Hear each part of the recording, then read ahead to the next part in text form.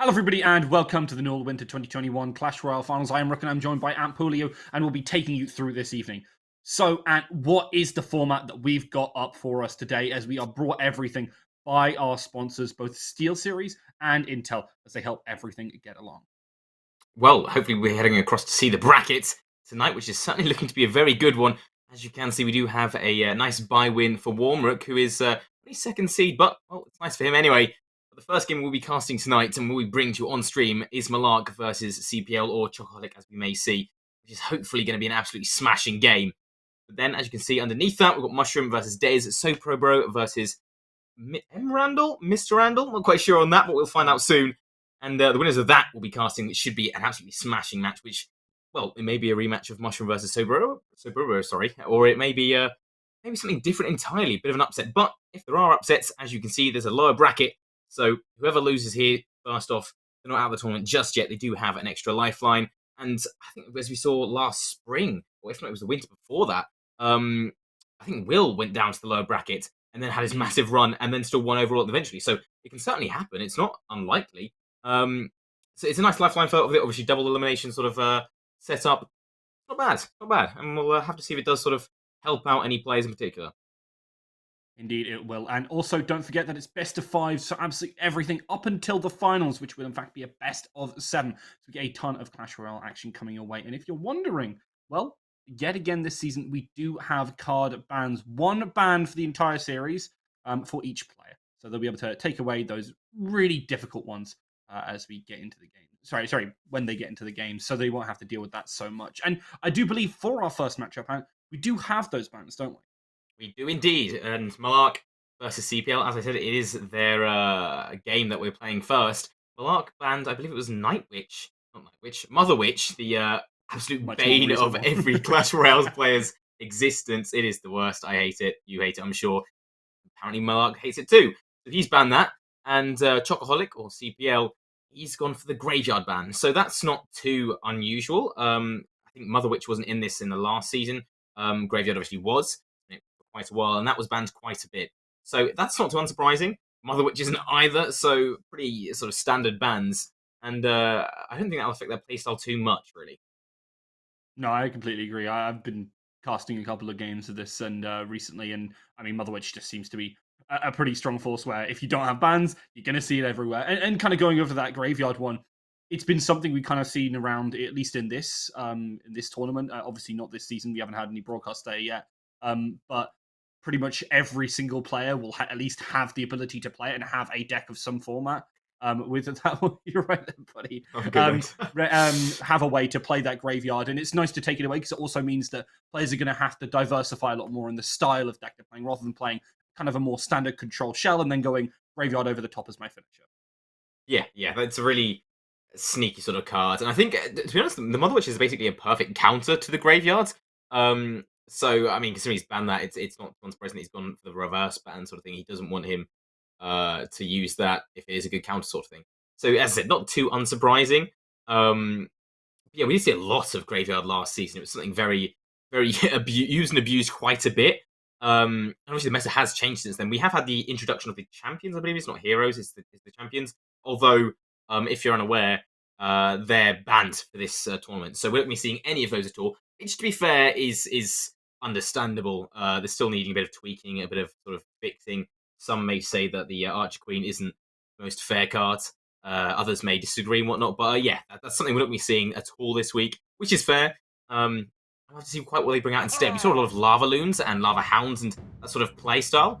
We'll have to see if anyone at all brings that out this week, or if Chocoholic, if he goes for that signature P.E.K.K.A deck that he always loves, maybe we'll just see some cycles. As we do get into the first game, it is a best of five, as we've said, and straight into the action. Almost straight away, and both players kind of just waiting around going, right, you make the first move, I'm not doing it. I'm waiting for the longer game, which kind of tells us that both players, I mean, just happy to chill and wait and bide their time. I like as well that Chocoholic starts things off with a bit of cycle, try and get something that's a little bit more useful. Yeah, a little 2 elixir card rolled out, literally. And then, let's see, Dragons put out in return. Damage exchange, nothing really done, only a little bit of arrow damage on the tower. As we've seen plenty of times before in the Newell. That tiny bit of damage can certainly make the difference. And there we go. A giant, absolutely whopping card. The Lava Hound is brought out at the back. And the Goblin Cage brought out by Chalk as he brings out quite a few little Royal Hogs going down. And then the Goblin Cage back in return. Saw quite a bit of that last season. Again, we're seeing more of it. Royal Hogs don't get much damage done at all. The Flying Machine, he's looking to do damage to the Lava Hound. He's going to sit there and inflict damage onto the tower. Not a lot, as he is quite a low damage card, mostly attack. Damage overall. Actually, a bit of a net bonus for Malark. Yeah, I mean, they get that little bit of extra damage as well from the Lava Pups, take it down to around 2k.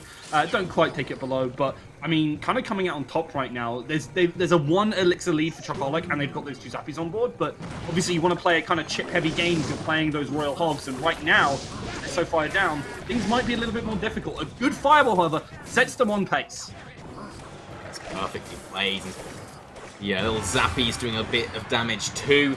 Skeleton Guards do finish them off, but roughly the same amount of damage on either side. We do now finally get into double elixir, and this is certainly where it gets interesting, as this is where the big cards continuously come out, as we see the Royal Recruits dumped to the back by Chocoholic. Quite a risky card, quite a big investment, but it does allow for the dual lane split across. And in return, Malark brings out the Lava Hound. He's got quite a bit of elixir sitting in his bank. He eventually does put down the Flying Machine, and in return, a Flying Machine put out by Chocoholic, who's taking down opposite opposing Flying Machine. Goblin Cage is not going to be able to soak up that much damage, and so much damage overall is being done to both towers on Malark's side. Zappies will slow down the Lava Hound, essentially stop it. I don't think it does any damage at all. The Miner can only just do a little bit of chip. It's actually a perfectly played for Chocoholic. There are a few Lava Pups left, but they're not going to get much damage. Huge amount of push coming through from Chocoholic when they drop down the Royal Recruits, put in the Royal Hogs as well, and really pushed on through. I was worried, because I thought that Flying Machine wouldn't aggro onto the Lava Hound, and then things could have been a real problem for them. Once it did, I should shut it down quick enough, and it didn't. Yeah, it really didn't. Chocoholic handled that perfectly.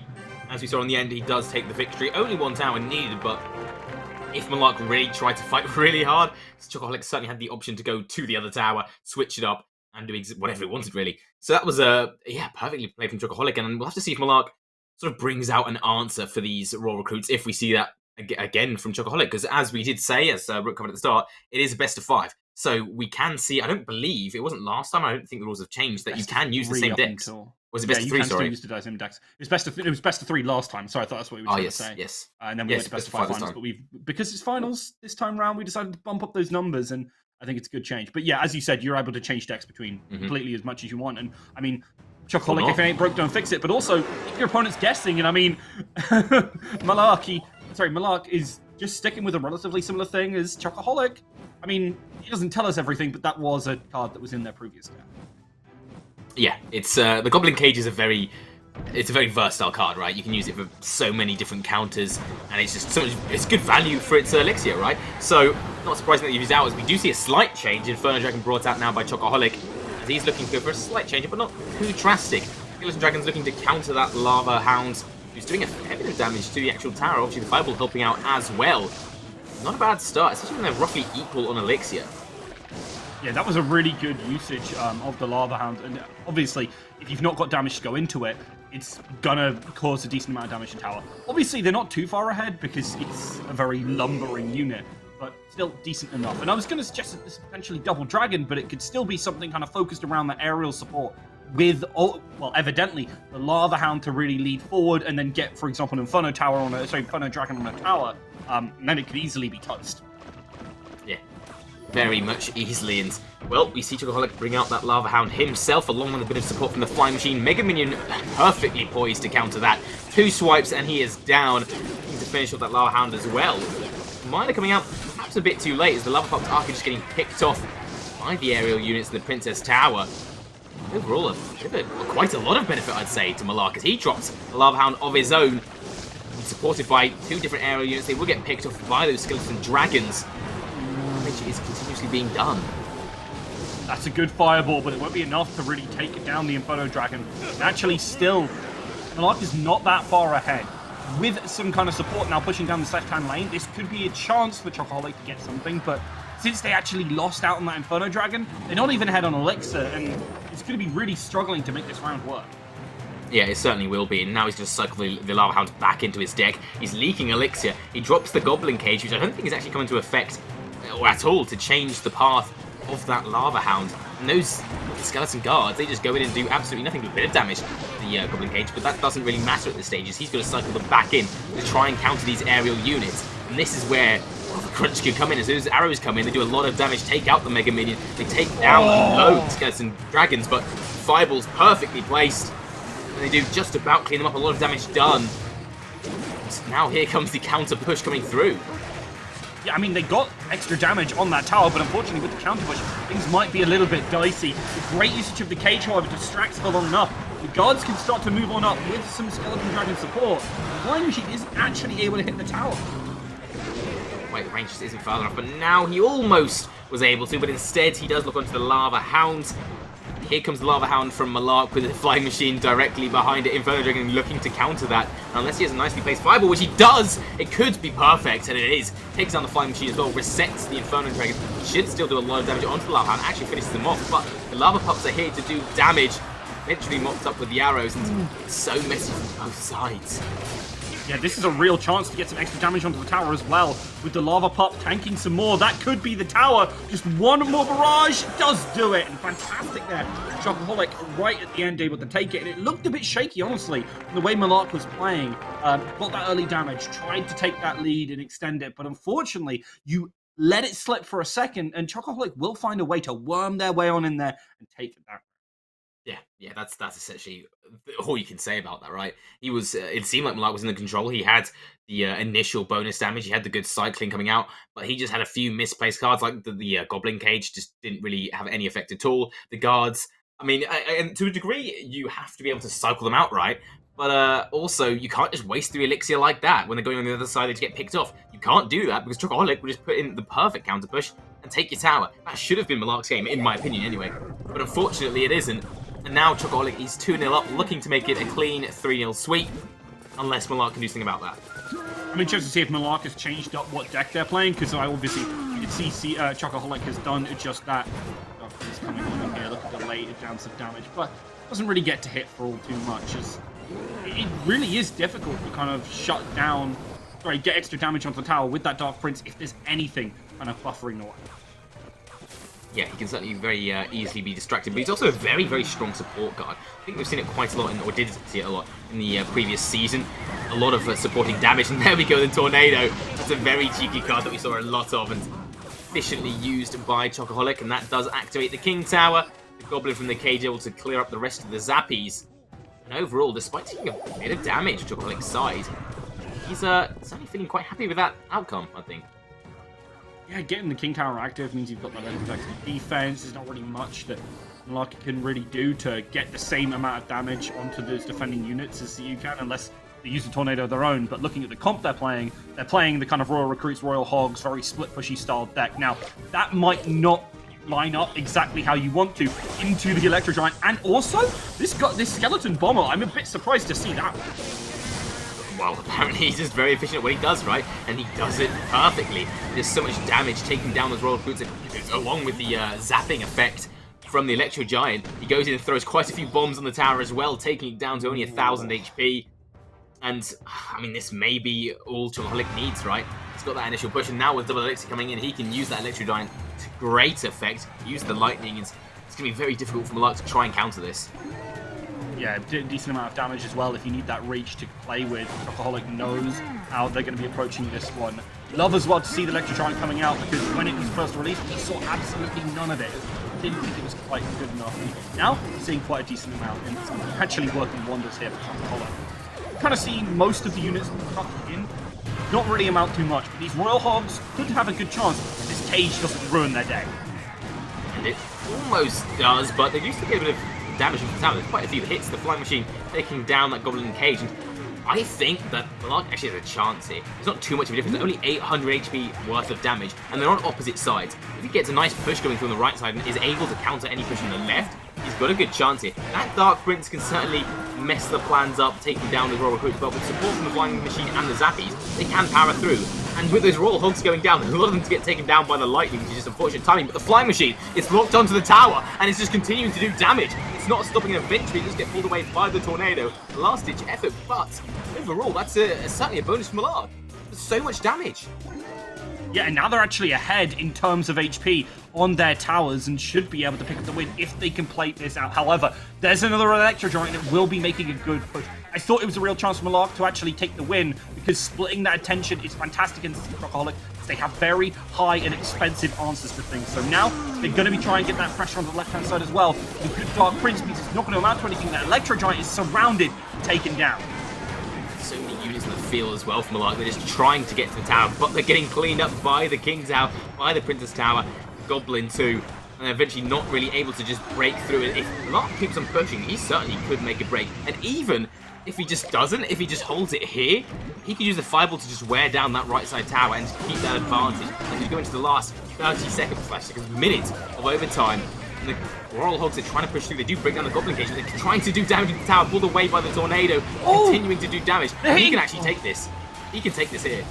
This is massive. This is a huge advantage now. 600 HP in their favor. And look at where their Inferno Dragon is. It's not in the right position. That Electro Giant has to go big. Well, Chocoholic is going to lose this one here due to that split push. But at the same time, the push on the right-hand side is quite threatening. And they have to drop and invest a lot in here. Otherwise, it's not going to be enough. A great Fireball, and with 99 HP, you know it's going down. Malark, first one here, the third round. He is certainly down, but not out by any means at all. That is one hell of a display. That showed commitment and versatility and just pure will, right? Like just powering through and making that win back. Yeah, really impressive, honestly, by the fact they're able to do it. But again, as I kind of said, I think it was a really great choice from Malark to go for something that was very split push in their style of play because Chocoholic didn't have a lot of answers that were going to be able to deal with multiple things at a time. You said that the Dark Prince is a great utility unit. It is great for supporting other ones, but clearing things on its own, when it doesn't have time to charge up, you saw it kind of get dropped in there, and yeah, it took aggro. It didn't do much damage. It didn't really clear away those guards or the Royal Recruits for that. Yeah, it really didn't. Kind of, considering that's essentially... It should theoretically be the perfect counter, yet it wasn't. And we did see that with the results, and now Chocoholic goes for something slightly different. No Hamswell in Electro Giant this time, but straight away does bring out a Bandit and a Magic Archer too. So 2 cards. We'll have to see quite how if it works, as certainly Malark, he's changed it up. Although winning with that deck, he's not staying with it, which is perhaps a smart choice. We'll have to see if it does pay off, as Lumberjack will go down early on. They're going to try and do damage to the Dark Prince, and he's going to get his charge going and will just run past the Barbarian Barrel and get a hit on the tower. 450 HP off. A bit of a mishap. Yeah, I mean, I still think that was a really great Barbarian Barrel because it took down some pretty key parts and made them low enough. Now, where I'm really looking is where Chocoholic is going to put that pressure on again. The Bandit obviously chunks out these towers massively with a big old charge. And then, I was about to say, will continue to lay down some damage and tank up some shots. But with a good usage of the Tornado here, that means Malark's defense is going to be a lot better. And that's really painful for the deck that Chocoholic is playing right now because those individual units that want to lay down the law won't really have the same kind of chance to. Obviously, the Magic Archer is still going to be very effective, but it's often things like the Bandit which are going to be the reason that you can deal that. Yeah, and you've got to be airtight, right? You've got to be airtight here. We saw the Bandit getting through. And obviously, he did activate the King Tower, but with the Ram Rider going through again, he needs a proper counter to it. If not, she'll just go straight back, and it is a perfect counter in the form of a Night Witch and a Tornado. You don't want to be wasting lightning on just one Ram Rider, right? You want to be... That's a 1 elixir sort of loss in a trade, and it doesn't even finish her off, it doesn't stop her. You're going to be doing something better than that, and we'll have to see if he is able to adapt as the Bandit goes down. It is stopped by the Lumberjack, but the perfect placement for the Magic Archer will continue to do damage to the tower, and damage to both units as well. So far, Chocoholic is certainly taking the advantage. Yeah, love as well that Chocoholic has managed to deny this Rage Potion that's obviously coming off the back of this Lumberjack. He's doing absolutely anything. The Barb Arrow hit into a fantastic usage of the Tornado means that Dark Prince doesn't get to deal as much damage as it wants. The problem is that the Ram Rider managed to run on through, and he's already down to 800 HP, and even with the Dragon pushing through here, it's not got enough health to do any meaningful damage. Yeah, And with 30 seconds left, that golem going down, I can see the deck he's going for, but at this point it's a bit too little, too late, because that Magic Arch is going to continue to fire through and will take down the tower. 10 seconds left, the golem can't do anywhere. The Inferno Dragon, sorry, just chip away this golem. The Mega Knight drops right at the end, doesn't make a difference. It's a bit too late for Malark, unfortunately for him. Chocoholic will take the victory, and he'll continue through in the upper bracket. 3-1 win for Chocoholic, again, kind of showing that form. Malark with an impressive performance play that third game, because I thought, honestly, from the way it was going, that they weren't going to be able to get a single thing. But again, Chocoholic taking it 3-1 and kind of showing us why that kind of old guard, obviously, from the previous season, are still forces to be reckoned with. And I think that's a really interesting one to kind of focus on, because obviously we've got a lot of those players still sticking around. And they've always been really fun to watch. I'm really excited to see SoProBro and that really show off today, especially Mushroom with the performance that they showed against Will in the grand finals. Yeah, it's certainly going to be very exciting to see how they go. And, well, Chocoholic, he's certainly going to have a bit of a challenge in the next fight that he's got. He will be continuing through, as we said, in the upper bracket, playing against Warmrook. And Chocoholic overall was the third seed of this tournament, as I've checked here. And Warmrook was the second. So they're certainly Titans fighting it out. It's going to be a very difficult upper bracket semis. But I believe the game will be starting soonish, will be the winner of Mushroom versus Dez and SoProBro versus Randall, Mr. Randall, whatever it is. But first, we'll be going to a break. And, well, be back. Stick around. We'll be back soon with some more Clash Royale action. Hoping some more cracking games and intense playoffs.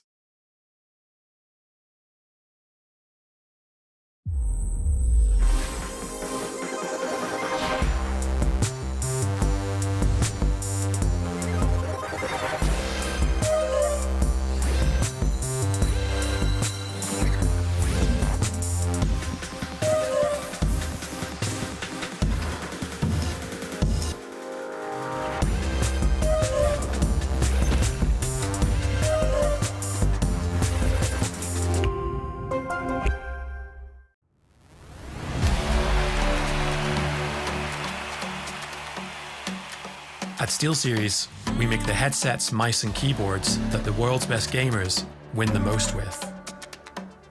And we've been doing it since way back.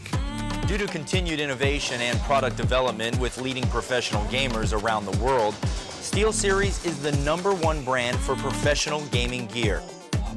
Congratulations, Fool wins it. But Na'Vi managed to take the grand final 3-1.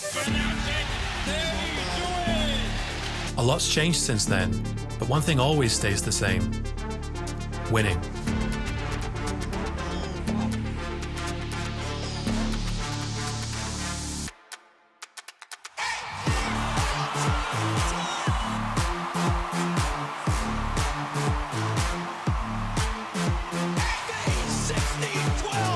Every pro that picks up a SteelSeries product pushes its limits. That's what makes us push ours. It's up to you how far you go, but whatever you do, go for glory.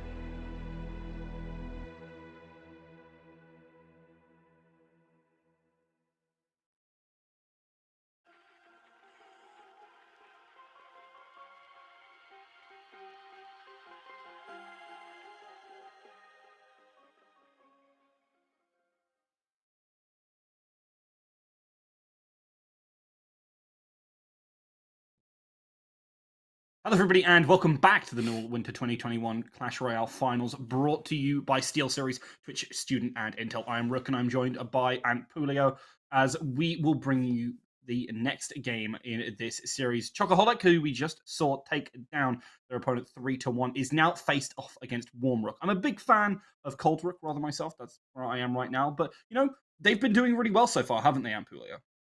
Yes, certainly. And it's certainly a very interesting matchup. As I did say at the start previously, it's a double elimination. You know, whoever loses here, not out entirely. They just go down to the lower bracket. So it's still it's difficult. It's not fun, but it is a second chance. But staying in the upper bracket, I believe it does give you a map advantage in the best of 7 finals. So it's desirable to win. You don't want to go down there. So it's certainly going to be very interesting to see how hungry both of these players are to win. If we do have, the old school Chocoholic staying on through, if he brings out, a Hog Cycle or the classic P.E.K.K.A, or if the new sort of era Warmrook will take it off him. It's going to be very interesting to see. I'm really excited as well, because obviously Warmrook is the player I haven't really seen too much of so far, and obviously coming in as that second seed, it's exciting, honestly, and a good name as well, obviously, to boot. I'm super excited, and if you, by the way, at home are also interested in joining this tournament or any of the others and want to start your journey, don't forget you can join our Discord, discord.gg/thenull. If you want to get involved there, obviously you can ask around. There's a rolling system and all that sort of malarkey to get yourself ready and involved with UK university scene. But kind of going on forward, Chocoholic obviously made a bit of a statement in their first game. What did you feel was kind of the strongest parts of what they were doing in that first game? His confidence, I think. Obviously, he's been playing in this tournament for how many times now? I don't think it's like too many years, but quite a few seasons. He's more than well versed, and I'm a friend with him on the game, not to brag or anything. I know pro players, by their first game, exactly. Like CPL 80, it's 1580. Yeah, he's a cool guy. And I've seen him, stream on Twitch and stuff, and he consistently performs, and Twitter as well, obviously. He posts how he performs at this high level. He's more than happy with that. Maybe Warmrook does as well. Maybe I just don't know him too well, and he does. But I know CPL. He's been at this sort of level for a while. He's happy to clash with these big boys. Pun unintended, but it comes through all the time anyway. So he's more than happy. The confidence you can see it. Whereas Malark, as I think I said, or I did say in the second game, I think he should have taken it, but a few mistakes and it cost him. So that sort of nerves coming in, and we'll have to see if Warmrook is like that. If he does sort of get a bit nervous in this, it's the finals, upper bracket, I'm against a big guy, I can't make mistakes, or if if he's able to pull it off, as we do get in straight into the first game. What are you expecting to see out? What are you expecting that they'll bring out? What will we see? I mean, it seemed like Chocoholic was very happy to waste time, at least at the start of rounds, and it was a great kind of opportunity for them to kind of force their opponents into a difficult situation, at the same time get closer and closer to that overtime where their deck was a little bit more functional. This time, though, Warmrook is a lot more on the job. It is much more reasonable about these kind of problems. Yeah, certainly straight away and instantly. You have an incredibly different deck from both players. The Goblin Drill coming out, which is something you don't see at all. Cannon Cut, which has been nerfed, I think, since the last season, being seen. And the Mortar as well. Again, you don't see it a lot. I haven't seen it too much, but it's certainly a very viable attack sort of strategy. And we're seeing it straight away. 3 hits hitting the tower. And so far, not much of a reply from Warmrook. He does put down the wall breakers, does a bit of damage. And he just tries to reply with the Goblin Drill. But overall, the benefit is in favour of Chocoholic. Yeah, I actually haven't seen anyone ever play the Goblin Drill before. That's how much, you never see this. So, I honestly, I didn't realize what it was for a second. I sort of went, what the hell is that? Like a miner, but it was making a different noise, and I was unsure. But, I mean, it was a great way to kind of get that chip onto Chocoholic, and Warmrook, I think, is kind of looking at this game and going, I want to I want to get ahead and stay ahead. You look at that really low-cost deck, and that's definitely something which wants to constantly spamming out those answers. And obviously, if a mistake is made by Chocoholic, they can easily pop them completely, and those wall breakers are a big part of that extra damage. Yeah, and as you can see, they don't get absolutely anywhere. Chocoholic wiping them out with the cannon cast, and well, the mortar goes down. Hidden Tester trying to combat it, but it's a pretty solid defense at the moment from Chocoholic. He's got the Inferno Drag as well, just soaking up the damage. The mortar will just be able to lock onto the tower, but actually doesn't lock onto the tower at all. It locks onto the Goblin Drill. The wall breakers, they can go through, finish it off, and only 1 hit actually gets through onto the tower, so they stay roughly about even footing, which honestly I'm surprised by. Warmrook seem to be struggling, but the panicked sort of placement of these cards, it works out.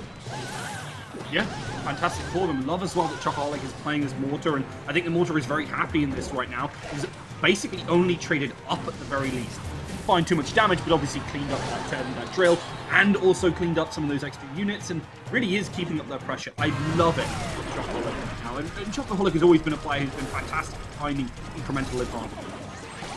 Yeah, and so far he's still got 2 cards that we haven't actually seen. They could be, well, some aces up his sleeve, as all of Rook's cards are, Rook's cards, sorry, are on the table. I'd like to see quite what he brings out, as it could be something incredibly high elixir when he gets the bonus, or, you know, maybe nothing too dangerous at all. He's trying to push through. So far, the advantage is for Warmrook, and there we go. Here comes the Graveyard. Skeleton Guards are trying to counter it. Arrows coming in, and they'll do a lot of damage hitting away onto that tower. So much damage, the Mortar chiming in too. Chocoholic will take the first game after Warmrook, well, getting a bit of an advantage. The old switch was pulled, and victory in the end for CPL. Yeah, fantastically done by CPL to kind of get that advantage and not let it go. And again, the patience and the kind of veteran status of this player has played a hell of a lot of competitive games of Clash Royale. To wait that long, have those 2 cards remaining, which obviously there was no information there for Warmrook, and then finally launch the result. You're kind of looking at that deck and going, okay, it's Mortar chip. We'll have a lot of answers. You're not expecting that Graveyard. I realize as well that we've got to talk about what the bans were. Unfortunately, I don't have them for you, but I can tell you one was almost certainly Mother Witch, because we did not see that card at all. Otherwise, it would almost certainly have been there. But Chocoholic kind of took that advantage as soon as they started to land and trade well with the Mortar. And Warmrook, unfortunately's deck didn't have a lot of ways to make a Hail Mary, a big play, to get themselves back into it. Because they have a lot of units that are frankly very easy to spam. Obviously, you get a lot of advantage early, but when those bigger units, those bigger hits come out to play, things aren't quite so. Yeah, not at all. Well, straight off the bat, we do have a change of play from Warmrook. Dark Prince and quite a few goblins, and there we go. Actually, the Mother Witch hasn't been banned, as we do see it brought out by Chocoholic, and you can just try and make efficient use out of it. We'll have to see if that does quite come into the play. A lot of damage done. She is taken down in return by Warmrook, who drops a Goblin Giant trying to get to the tower, trying to do damage. The Dark Prince and Inferno Dragon will clear him up. He does get a bit of damage onto the tower. The Tornado does help out for that too. But, well, overall, I say a bit of a bonus from Warmrook. Slightly. In terms of HP, and he has the elixir as well. It's an odd start. Yeah. So those bans that we did actually have were Warmrook banned away the Flying Machine, and Chocoholic banned away the Goblin Barrel. Interesting one to see, honestly. I think very specific. These guys have played a decent amount in the regular season, so very likely kind of keeping an eye on what people have been playing and keeping fantastic decks that they can play around. Yeah, it's probably odd for a Goblin Barrel sort of ban. I mean, you can usually sort of take him out with a variety of different counters, but I'm assuming he just doesn't want to deal with that at all, so he's just going, you know what, get rid of it, I don't care. And if he doesn't have some, I guess, the perfect counter, like perhaps Log or Barbarian Barrel, it's not the best. He does have a Tornado, so he could have used that, but instead, he's just not bothered about it. Instead, he wants to play with the Electro Giant and just go for this sort of eccentric deck. Warmrook may have the perfect counter to it, as he does put down the Prince to try and take him down. Reflecting damage will be done. There's a lot of damage done to that, as the tower is getting attacked by the Goblin Giant, getting quite a few hits in. It doesn't look like the Electro Giant will even make it to there, as he's wiped out before he's even done. Fireball coming through as well, and Warmrook is taking the advantage here. That is a huge fireball, and now obviously the Dark Prince does go down in the end with its own pin, but it's still a fantastic position for them to be in. In fact, good drag with the goblins, and I mean, it seems to be the trademark right now of Warmrook going for lots of goblins, so maybe that's why they took away the Goblin Barrel. They're going to keep on pushing forward and try and get that damage, but a good Tornado keeps them from crashing into that tower. Just pushing up that left flank. Keep an eye on that Electro Giant. Yeah, and if he's already here, you can certainly tell that there's something very dangerous afoot. They're trying to take him down. He will start getting that damage onto the tower, gets a fair bit of damage through, eventually cleaned up, but with the lightning coming through as well. It's a lot of damage done. But overall, Warmrook has come out on top. 500 HP left on that right side tower. He's got the ability to sort of pick and choose here. Not quite balanced, obviously, as you can see. But overall, he's certainly feeling quite comfortable as he does put down that Prince on the right side, clears up the extension of the range. Dark Prince, Goblin Giant going down as well, looking to try and get to the tower. Nothing stopping him. The Tornado tries to buy some time, but he's continuing to march forward, and he will get there, getting that final hit in, and taking the victory back for for Warmrook, 1-1. It's certainly very interesting.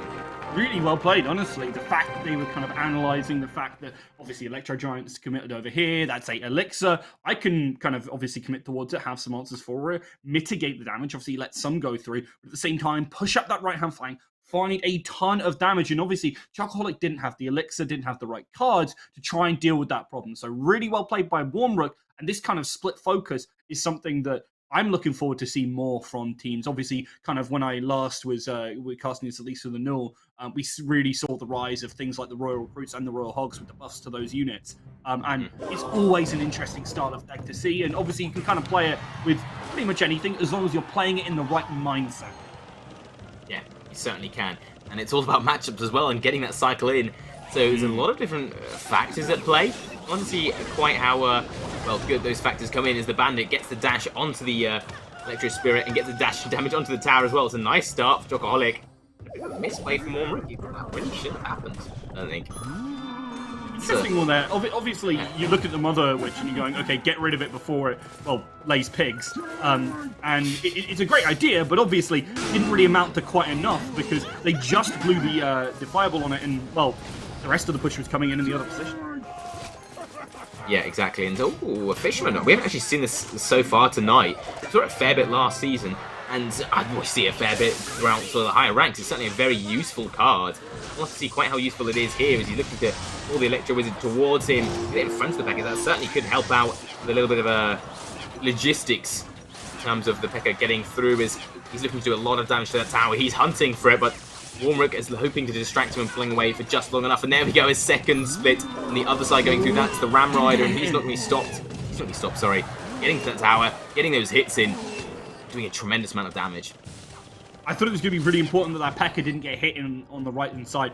But obviously, Warmrook had to invest a lot to try and deal with it. And as a result, the Ram Rider, while it did eventually die, did a massive amount of damage on that left-hand side. Now, Chocoholic is back in control of this game. And it's interesting again to see Chocoholic bring out the penchant for P.E.K.K.A.s. They have brought that one. And I mean, can be a big hitter if left unattended, but it's also something that absorbs a lot of kind of like focus. People go, that's a P.E.K.K.A. I don't do anything. This tower's dead. Yeah, basically it really is. And it's the perfect counter for the Royal Giant, right? If he puts that down, he can just place it, or place the P.E.K.K.A. back down, and just counter him straight away, and he can just take the chunks of damage out of him. And there you go, you see him put it at the back. As soon as the Royal Giant gets to the river, the P.E.K.K.A.'s already there as well, and he can just sit there and chunk away at him with his swords, or with her swords, I believe it is. As Dark Prince will be there to support, and now Chocoholic, he can actually put down the Ram Rider on the other side and go for that split push. As soon as that Royal Giant's dead, P.E.K.K.A. can push through and continue to push through and do a lot of damage. With that support from the Electro Giant, the Bandit too, they're looking to charge all the way through. This is getting very dangerous for Warmrook as another P.E.K.K.A.'s put down the other side. It's getting more and more sinister by the second, and that P.E.K.K.A. cannot be stopped anytime soon. The Night Witch, or Mother Witch, sorry, is taken down by the Fireball, and that P.E.K.K.A. landing one hit, pulled away by the Fisherman. Ram Rider behind him. And she may just get to the tower in time. Fireball will stop her though, and that is a clutch play from Warmrook. That is too close for comfort. Listen, they actually came out kind of ahead pretty much on the Elixir right there, but obviously with the Mother Witch heading on in, there's no fireball left for it. This is now a real problem because that push can become massive. It turns into a little bit of damage, but not enough. Again, that Fisherman is doing a fantastic job of keeping the pressure away from Warmrook's towers. Saw it kind of countered before with the Bandit. I loved it in the middle from Chocoholic, but this time there was no way to deal with it, and as a result, it stopped too much going their way. Man, this is way too close. It's not stopping yet either. Royal Giant on that right side, supported by the Mother Witch, looking to do damage. But the thing is, while she does create so many pigs, she doesn't do the damage. He's looking to get a few shots on it, and he does get quite a few shots into the right tower. And the P.E.K.K.A., which all through, takes down the Fisherman, looking to take down the Mother Witch as well, looking to do damage on that right tower. Ram Rider going through, stopped by that Fireball as expected, looking to continue forward. The Electro with the Spirit, sorry, will stun her temporarily, but she does get one hit in, looking for more. And just about, well, he has the edge, but 50 seconds left, anything can happen. Yep, pigs on the board now for the Mother Witch. They're going to keep that push up on the right-hand side. The Royal Ghost is able to, at least a nice sum of that, as they can take some damage and really able to distract that Mother Witch well. As the left-hand side is a little bit more of a rush. really is, and that Ram Rider, which she whilst having the aggressive attacking potential, she also has the defensive sort of potential of stopping the Royal Giant from walking through, and that's exactly what she does. The P.E.K.K.A. can take chunks out of him, stop him from even getting across the bridge. But now, here comes the counter push from Warmrook, looking to do more. The Ram Rider again back in action, but the Royal Giant's already there. It's still slowed. The Electro Wizard helping out too. Maybe get a bit of damage done. Lorca going through. More damage getting shot out by the Royal Giant. And that fireball, you blink and you miss it. It just about slips through and finishes off the tower. Could have been a lovely counter aggressive push from Warmrook, but Chalk takes it in the end. Chocoholic with a really big gambit with the P.E.K.K.A. placement earlier there to try and get some aggressive pressure onto the right-hand side. And it almost foisted them. But a really good performance with a good fireball coming in from the back to deal that little bit of extra damage to take out that final tower and close it out. But just about barely before that Royal Giant took the advantage and took the win. So that was getting a little bit edgy for them, but Chocoholic still manages to do it. Warmrook is now on the edge of their seat and on the edge of their lifeline in this upper bracket. Yeah, that was, I mean, as I said, way too close for comfort. It's only the second game of the night, right? It's the second game of the night, and we're already having games like this. That's unreal. I'm going to need a breather after this, honestly, as we do get straight into the fourth game of this best of 5. And this may be CPL sending Warmrook down to the lower bracket, or it may be Warmrook looking to play for his lifeline to stay here and take it to that 5th game. As it does kick off with a miner going through, only taking a bit of damage off of that Valkyrie. Cannon Cart looking to take her down in return. And a Cannon Cart countering Cannon Cart right at the back. And a Mortar is dropped too. Warmrook may be pulling the old CPL reverse back as he's looking to try and do that chip damage with the Mortar. We'll have to see how it plays out. An interesting one to be sure. I would not have expected to see double Mortar. This is something that I know a lot of high-level players love to play. The Mortar is really strong, deals a lot of problems, but it's not something we actually saw a lot of here in the uni scene too much. We saw Expo a little bit of, but the Mortar never saw a lot of success, and obviously kind of coloured my own perceptions, but I know that it's a strong comp and can trade up really well, and that's what we saw from Chocoholic. Let's see if Warmrook can do a similar thing. But has already exposed a lot of their hand, and obviously that miner being an interesting choice here from Warmrook to try and get that little bit of extra chip under their belt. Yeah, it really is, and straight off, doing a lot of damage, or a little bit of damage, sorry, to Chalk's left tower. Chalk slipping through that Inferno Dragon. That did a lot of damage back in return onto Warmrook, and that slight misplacement of guard can certainly come back to haunt him, as he does play a defensive mortar, which isn't something you see really a lot at all. Slightly an odd choice, as Log goes down to try and do damage to that Zappies. Warmrook looks to be slightly, I guess, panicked at this point in time. Slightly odd choice of cards. Especially since it was just a single Zappies pushing that way. Now you've got Cannon Cart pushing forward. Should take down both of these goblins. If this gets onto the other side, that's a real problem. So Warmrook really has to respond to those minions. Yeah, he really does. And, well, Chalk is going for that aggressive mortar. And that will look onto the tower, doing a lot of damage. Warmrook's mortar just not able to have a reply. Chalk is in charge at this point in time, but we get to double elixir at the last minute. This is where it does get interesting, as the Cannon Cart rolls on through. Zappies just dropped in a bit of a panic placement to try and stop it from locking onto the tower and doing damage. They will get cleaned up, but the mortar helping out with that too. The Cannon Cart coming through by Chalk. Valkyrie with the Cannon Cart supporting it. Cannon Cart turns back around, takes down that miner. But here comes the minion horde coming through, doing a lot of damage to that Cannon Cart. Graveyard placed by Chocoholic, and he does a lot of damage, and overall he comes out on top. 1000 HP left on that tower on the left side for Warmrook. It's dangerous. Yeah, this has been something, though, that I'm really always impressed with from Chocoholic. They love to play a bunch of different decks, and even though they banded their way last time, they're very happy to play things like the Graveyard and really put that pressure onto their opponents. Warmrook is understandably a little bit shaken and is investing a lot into some really easily counterable positions. Good usage here of the volley as well, and a fireball deep into the back line means this left-hand tower, I mean, if we see Chocoholic find some time, they can easily clear it out over the course of about 30 seconds with repeated firings. Yeah, he certainly can. He just has to play defensively and then just chuck on that fireball a few times and last out. That's all he really needs to do.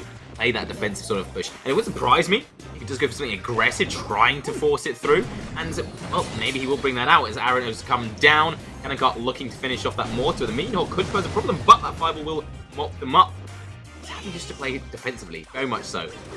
And, well, Warmrook, he's going to be the man pushing forward. 700 HP difference, so it's going to be some big players coming through to try and make that deficit disappear. That is a gorgeous fireball, though. Takes down all the zappies, damages the Valkyrie and the tower. That is very much worth that 4 elixir cost. However, the volley doesn't land onto them and actually forces out the fireball back from Chocoholic, who's looking to chuck out that tower with their mortar. However, because these mortars have now been locked in dual effects. Yeah, and with that mortar, or the Warmrook's mortar coming out on top, it's staying supreme. He will finish off the cannon cart, but the Graveyard comes in trying to get a few hits, and that's all he needs. A few more hits coming through. The Larry's just stabbing once and twice, and that is the end of it. Good game indeed. The fireball will clear it up. Holic continue in this upper bracket. Will stay in there, going through to the upper bracket finals. And unfortunately for Warmrook, will go down to the lower brackets and still have a chance in this tournament. Still have a lifeline, but as we said, it's not really exactly quite where you want to be. Honestly, for Warmrook, that was really close, that game. They brought it down to an only 200 health point lead. The problem is you've got to be very worried about things like the Graveyard, and it didn't look like Warmrook really had the right kind of units to deal with that kind of problem. And that was what really led to the downfall, because every single time the Graveyard went down, it was a significant chunk of health taken away, and Warmrook just wasn't able to deal with it. But yes, Chocoholic moving on forward to those winners' finals, and I mean, Warmrook coming in the second seed really didn't want to find themselves in this position, now in that lower bracket, and really having to fight for their tournament life. And you kind of said before that this is a banging match, but only in kind of the semis right now. The problem is, right, is that means even this lower bracket is going to be absolutely stacked, and Warmrook is going to have a really difficult time. Yeah, it's a very stacked bracket. That's the thing, and there's a big difference between some of the top guys and some of the lower guys. But overall, the players at the top, they just it's not even like a cycle of one person beating the other, sort of going round. Anyone can really take this at any point in time. Even, I think it was in spring, Will lost out to Mushroom, then came back and beat Mushroom, lost out to CPL and sub. Like I think he was struggling quite a few times throughout like the weeks beforehand. In the finals, just came back and slapped everyone. And anything really can happen in these finals, and I'm so excited to see it as it does continue. As we do go across to the other side of the bracket, still in the upper bracket semi-finals, but it will be Mushroom, I believe, versus So Bro, and these guys, well, they're old rivals, not perhaps on the level of Mushroom and Will, but they've certainly had quite a few clashes against again the puns, clashes against each other, and it's going to be very exciting to see who goes out on top and see who continues to go through to face CPL in the upper bracket finals. Absolutely. I'm really excited to see Bro come on in here. Always been excited by their kind of very high tempo play. The problem is that we do have those bans coming through. And Mushroom took one look at this and went, I think I'm going to ban Hog. And I don't think this is obviously a bad shout at all, but people have done this before to Bro. They can stand this test. It will be interesting to see how they properly adapt to it, though, as they themselves banned away that Tornado, which has been something that basically all of the top players had adapted to use against the Hog strategy that Bro was really heading up and really piloting to great success in these tournaments. Yeah, and we haven't seen, considering Hog hasn't been banned for these last two best of fives, right? We haven't even seen it at all. Oh. It's not uncommon to have that Hog cycle, but I think it's not exactly in the meta. It's not a weak card, but it's not exactly a strong card. So I feel quite, as you said, quite an odd sort of choice for Mushroom to just go, yeah, I'll ban Hog, I guess, to quote the chat. Slightly perhaps last minute play, but that's the thing. Mushroom is it's a very good player. You know, they've had some good results previously, quite a lot. So there's no reason why, the victory can't go their way. So we'll certainly have to see as we should hopefully be getting through to the matchup soon. Anything signature you're thinking that they'll bring out at all? Anything at all? What are you expecting? How do you think it'll go? Any predictions as well? Throwing questions at you. It's always an interesting one, right? Because Mushroom is a similar player to CPL, where they can play very flexible comps. And I mean, all of our top players pretty much can. Bro is, I think, the one who has the most defined strategy, like that they really use very well, and obviously that being the Hog cycle. Mushroom themselves has played a lot of Lava Loon and also Rage Loon of some description, whether it be Lumber Loon or whether it actually be Rage Potion. And they've had great success with that, but obviously it's a bit of an all-in strategy. It's a bit cheeky, and it doesn't always work against their top contenders. But obviously at the same time, if they're not prepared for it, if they don't have enough anti-air, Mushroom will easily and very happily swip over like that. Right now, though, Mushroom is kicking things off with a cannon cart, really push forward and, put a lot of damage on in. And the Skeleton Army, instant response, I think is a great shout here from Superbro. They just munch on that tank. I love the use of emotes. It is great. It always brightens my day. Ever since they got introduced, it was a bit but now we've had more and more range introduced. It's always great fun to see just this sort of stuff, and especially when the players are getting involved, saying, "Yeah, well, what's going on?" And yeah, oh well. Anyway, that's my rant about that, and it's certainly fun to see. But the game is live, and quite a bit of damage done by that Hunter. 2 shots fired off, and overall, Mushroom does get a bit of an advantage, 300 HP roughly. Superbro slightly behind, but looking to try and have a bit of an impact, as the snowball's perfectly placed to just about pick off those wall breakers. They don't explode at the tower in time. Very panicked from Mushroom, but I mean, did its job. It was a snowball that works, right? Yeah, it was a great snowball, honestly, and I really like it. So, bro, I'm really disappointed that your alt name isn't like biggest Wall Breakers fan, because every time I would be like, there's a chance to play Wall Breakers here, always at the player playing it. It's very exciting to see. Love that card. It's fantastic. It shows players who can exploit their opponents well.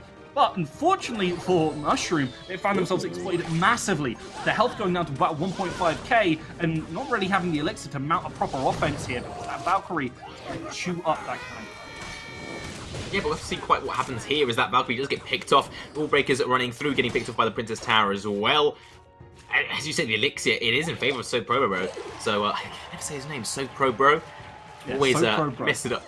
Yeah, saying it too fast. And well, this game was about to get fast very soon. 1 minute left on the clock. Again, double elixir as per usual. Goblin Drill brought out by SoProBro. There's still 2 cards on both players that we haven't seen. Fireball going through, damage done.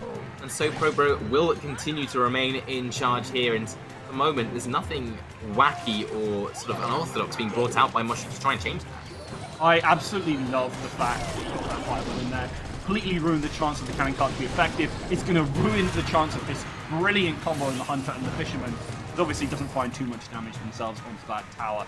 So now the cannon cart pushes forward yet again, and the Skeleton Army is quite far back. I think that's obviously because you're a little bit worried about those Sparkies, and with the volley and with the snowball, they're completely cleared up. The Inferno Tower just to keep that balloon at bay. You know that SoProBro is very much ready for Mushroom to have that in the back. Yeah, as you literally said, obviously the Rage Loon. That was just the Loon without the Rage. That very almost nearly gets through. Fortunately for SoProBro, he does defend with that Inferno Tower, and he has the perfect counter offense, and now he can just cycle through to get that fireball back. And there's not really anything that Mushroom can do to counter it. That Inferno Tower just going down, arrows going through, but sooner or later that fireball will come out. Hopefully. There we go. Oh my god, that was too close for very, comfort. very close. 96 damage. You're gonna be careful there, SoProBro. That could have just been lost if he wasn't that careful.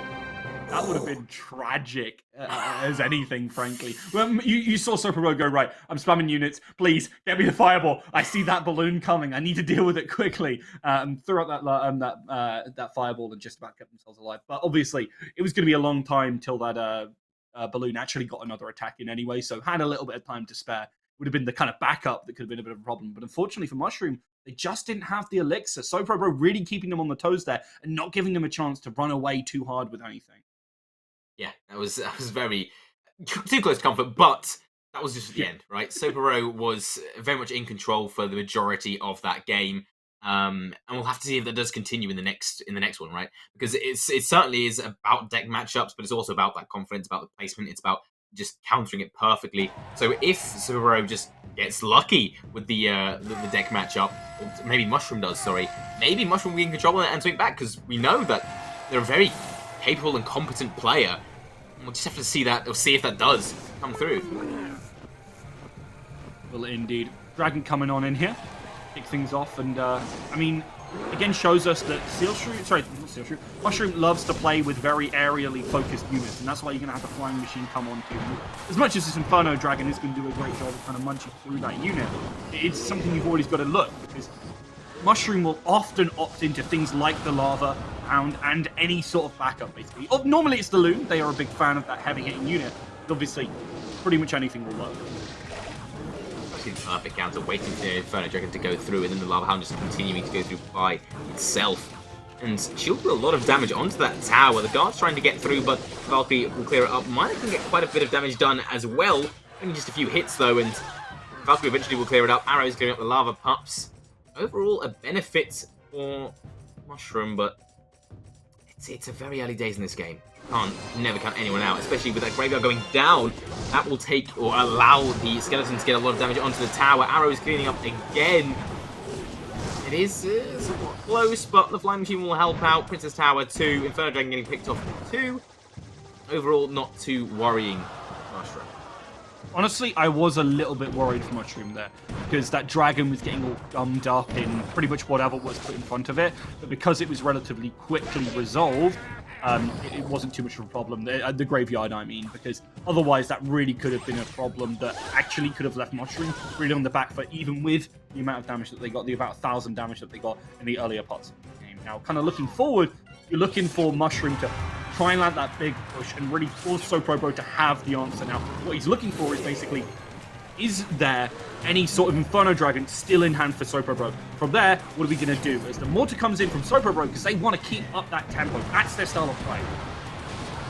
It really is, and this locked, and it does lock onto the tower very successfully, and it can just sit there and chip away at it. Baby Dragon trying to finish off panically, throwing out those fireballs, spitting them out, and will eventually take it down, but damage has been done on that left side.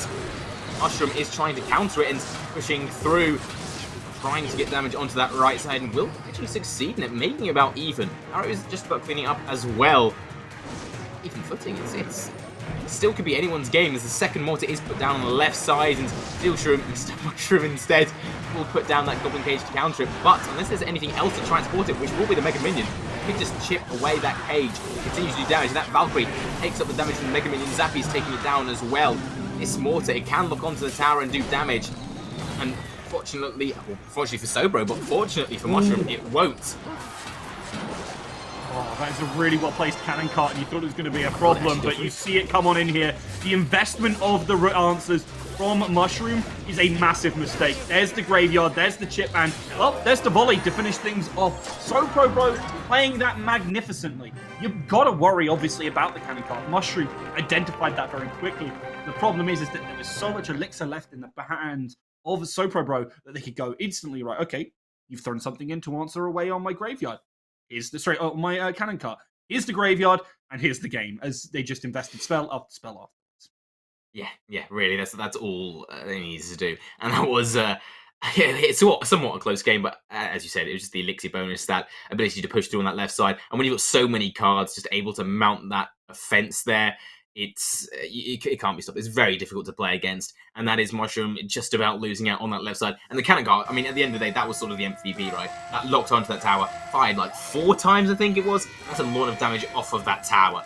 So now Mushroom is down 2-0, and we'll need a reverse sweep to stay in this upper bracket and get through to that upper bracket finals. And it's going to be difficult. It's certainly going to be very difficult. It certainly is, but if anyone can do it, it's certainly Mushroom. Coming on into this, if you ask me, who do you think's going to win it? And it would be Mushroom, honestly. They are a very competent player, very flexible. But right now, SoProBro has had them on the ropes. This has happened on occasion because that pressure that SoProBro keeps up can force Mushroom to make mistakes. And, well, once those mistakes start happening, that's when the kind of gap really starts to play. It really will, and with the Mother Witch being brought out by Mushroom trying to do some damage, we'll get a bit of an attack on that right side. Nothing too sinister, nothing too significant. But Elite Barbarians, that's something I don't think I've ever seen in Null at all. So that's going to be very interesting. And that's the thing, these guys, they're high elixir. They're 6 elixir, right? And they do a lot of damage, but they can be somewhat easily countered. It very much depends on the card matchup. And if a Valkyrie is sort of baited out by Mushroom, and then SoProBro doesn't have anything to reply with, it can get very, very dangerous for SoProBro very quickly. So, certainly going to be down to that card placement and baiting it out, and it's Mushroom's game to win here, right? SoProBro's game to lose. 2-0 up. You're easily able to sort of try and counter it, and there we go. The Elite Barb's coming out, taking down that Goblin Jaw. Wouldn't be much of an issue, and that does leave 1 1/4 Barbarians left on the fields that SoProBro will have to deal with. It's going to be able to chunk through them, and the Wall Breakers I mean, even when they're going in as a unit to kind of take aggro, because they're two cost, like, it's not even a problem. And that's something I love coming out from Sopro Brothers. Not only do they use it offensively, use it defensively too. Now, the problem is they actually dragged Elite Barb all the way over and found themselves then, as a result, lower on HP. And with this push coming in from a Royal Giant, as much as the Electro Tower's kind of there to try and deal with it, I don't know if it's going to be enough, honestly. Yeah, well, we have to see if it does. As a Barbarian Bow coming through, the Mega Minion as well, looking to do damage. Elite Barbarians on the left side. This is going to get very dangerous very soon. And another Royal Giant put down. Mushroom looking to do all the damage here, shooting at both towers. And the Valkyrie will get pulled away. Oh, Elite Barb's continuing to push through. Royal Giant continuing to do damage. There's 3 cards on the field for Mushroom, looking to do so much damage onto that left tower. And they do get quite a lot of hits in, continuing to sit there and smack so much damage out of it. Mushroom is very much in control of this game, but not quite breaking it up through enough to do damage to the tower. And he's gonna break through, right? He's got to do the damage. It's only a matter of time, frankly. Mushroom is so far ahead. You know the fireball's going to come on through. You look at this game, right, and you're going, okay, Mushroom has been playing all these sort of cards. Where's the big spell?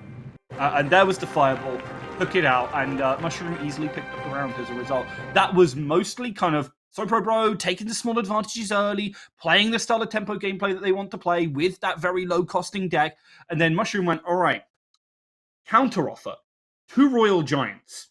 And then the game kind of fell apart from there. Mushroom didn't really let go from that at all, and Sopro Bro basically found themselves in a position where they were, first of all, down Elixir, as more units were coming at them. They were trying so desperately to deal with the first Giant, that when the Elite Barbs came in as well, it all started to overwhelm.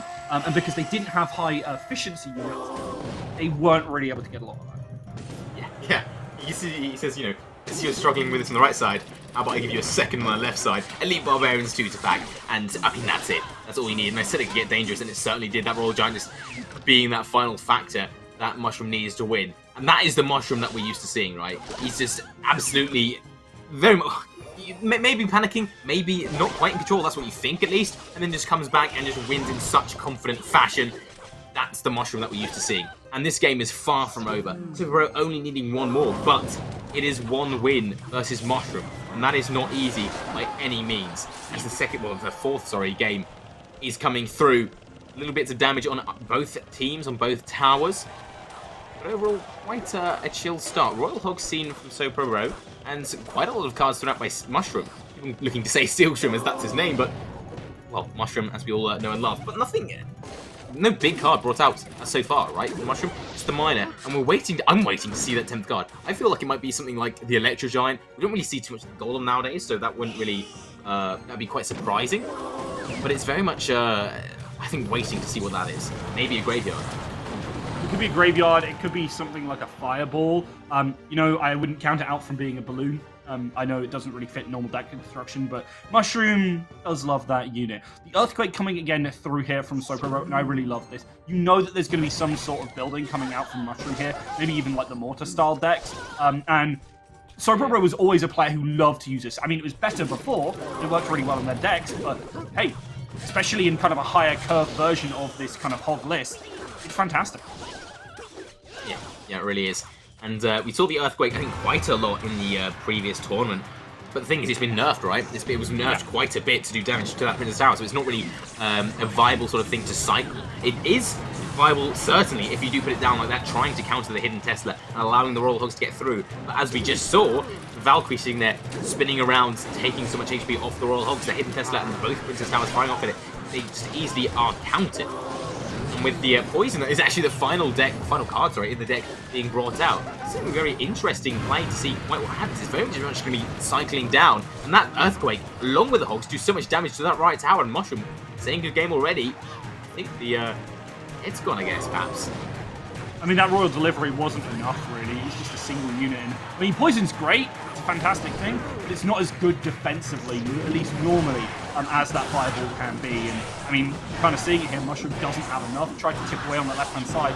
Instead, found themselves lacking and is now finding themselves wanting. Because their right-hand tower is on 300.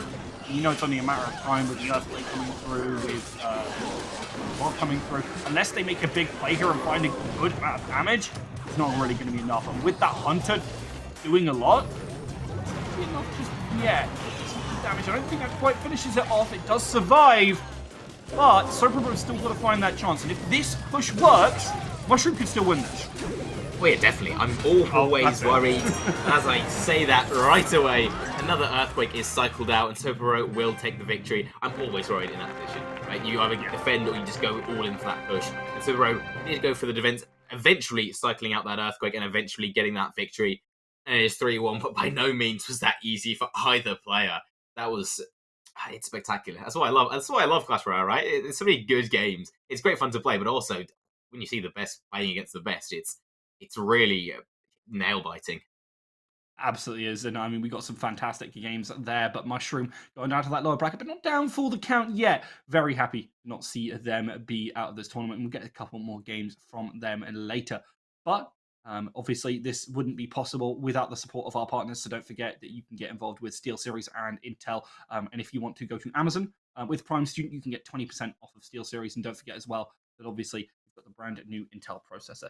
Keep an eye on and maybe get for your computer. I'm certainly needing some little bit more kick, but obviously, yeah, we're mostly focusing on for mobile games, but obviously maybe use something like BlueStacks, and you want to get really high res Clash Royale. I don't think that's how that works, but you know, we'll keep on workshopping that ad read. But regardless, we are going to go and get ready for our next matchup. I think we are, if I remember correctly, going to a short break while we get prepped for that one. So don't go anywhere. We'll be right back with more Clash Royale action.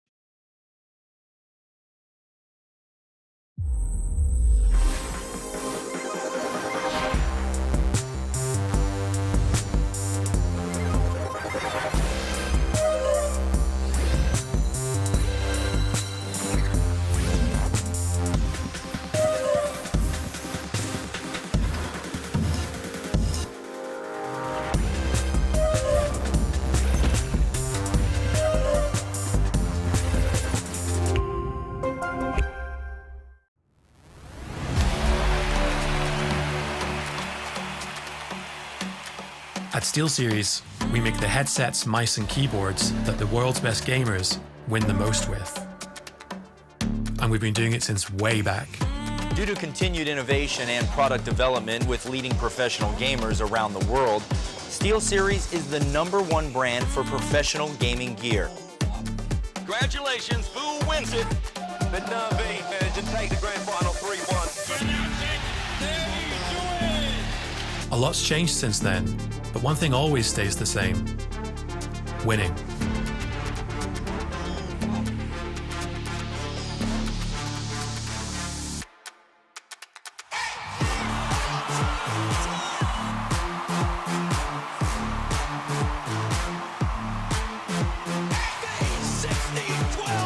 Every pro that picks up a SteelSeries product pushes its limits. That's what makes us push ours. It's up to you how far you go, but whatever you do, go for glory.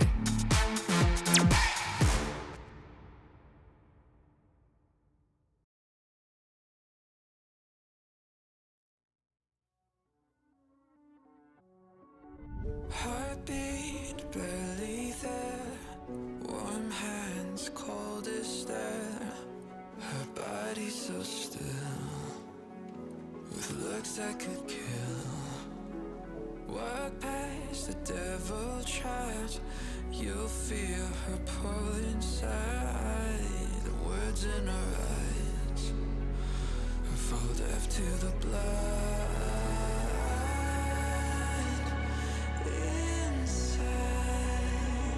The secrets you'd find, the secrets you'd find.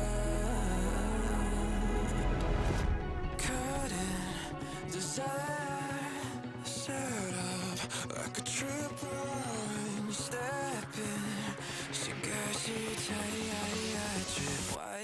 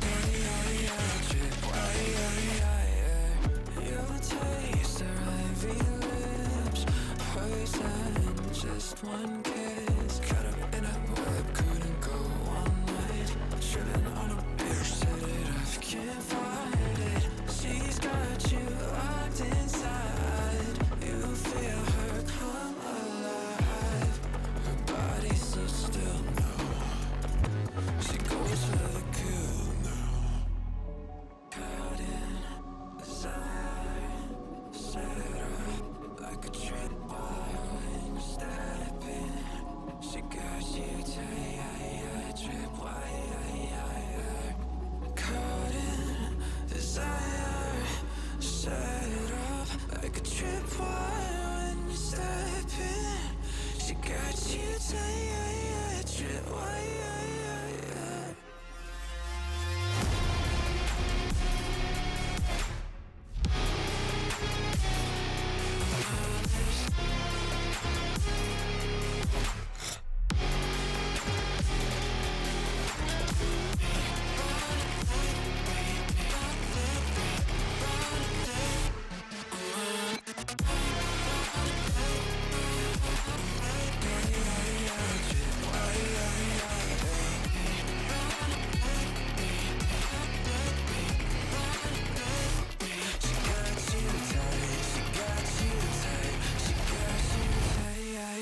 trip, why,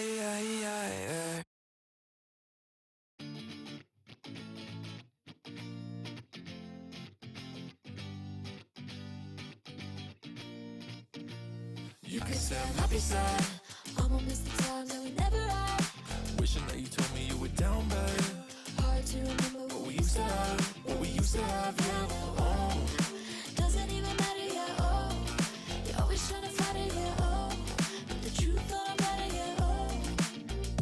I can see behind your eyes and you know me. I don't tell lies no more, no. How did you get into my homes? I don't miss the old days. I can see behind your eyes and you know me. I don't tell lies no more, no. How did you get into my homes? I don't miss the old days. I can see. I don't tell no more. I don't tell no more. I don't tell no more. I don't miss the old days. I can see. I don't tell no more. I don't tell no more. I don't tell no more. I don't miss the old days. I can see. Talk about miss the old days, yeah. How you know what you gon' say? Bunched up like a bouquet, yeah. Say your name and you go away, feel that. Talk about miss the old days, yeah. How you know what you gon' say? Bunched up like a bouquet, yeah. Say your name and you go away, feel that. See behind your eyes and you know me. I don't tell lies no more, no. How did you get into my house? I don't miss the old days. I can see behind your eyes and you know me. I don't tell lies no more, no. How did you get into my house? I don't miss the old days. I can see. I don't tell no more.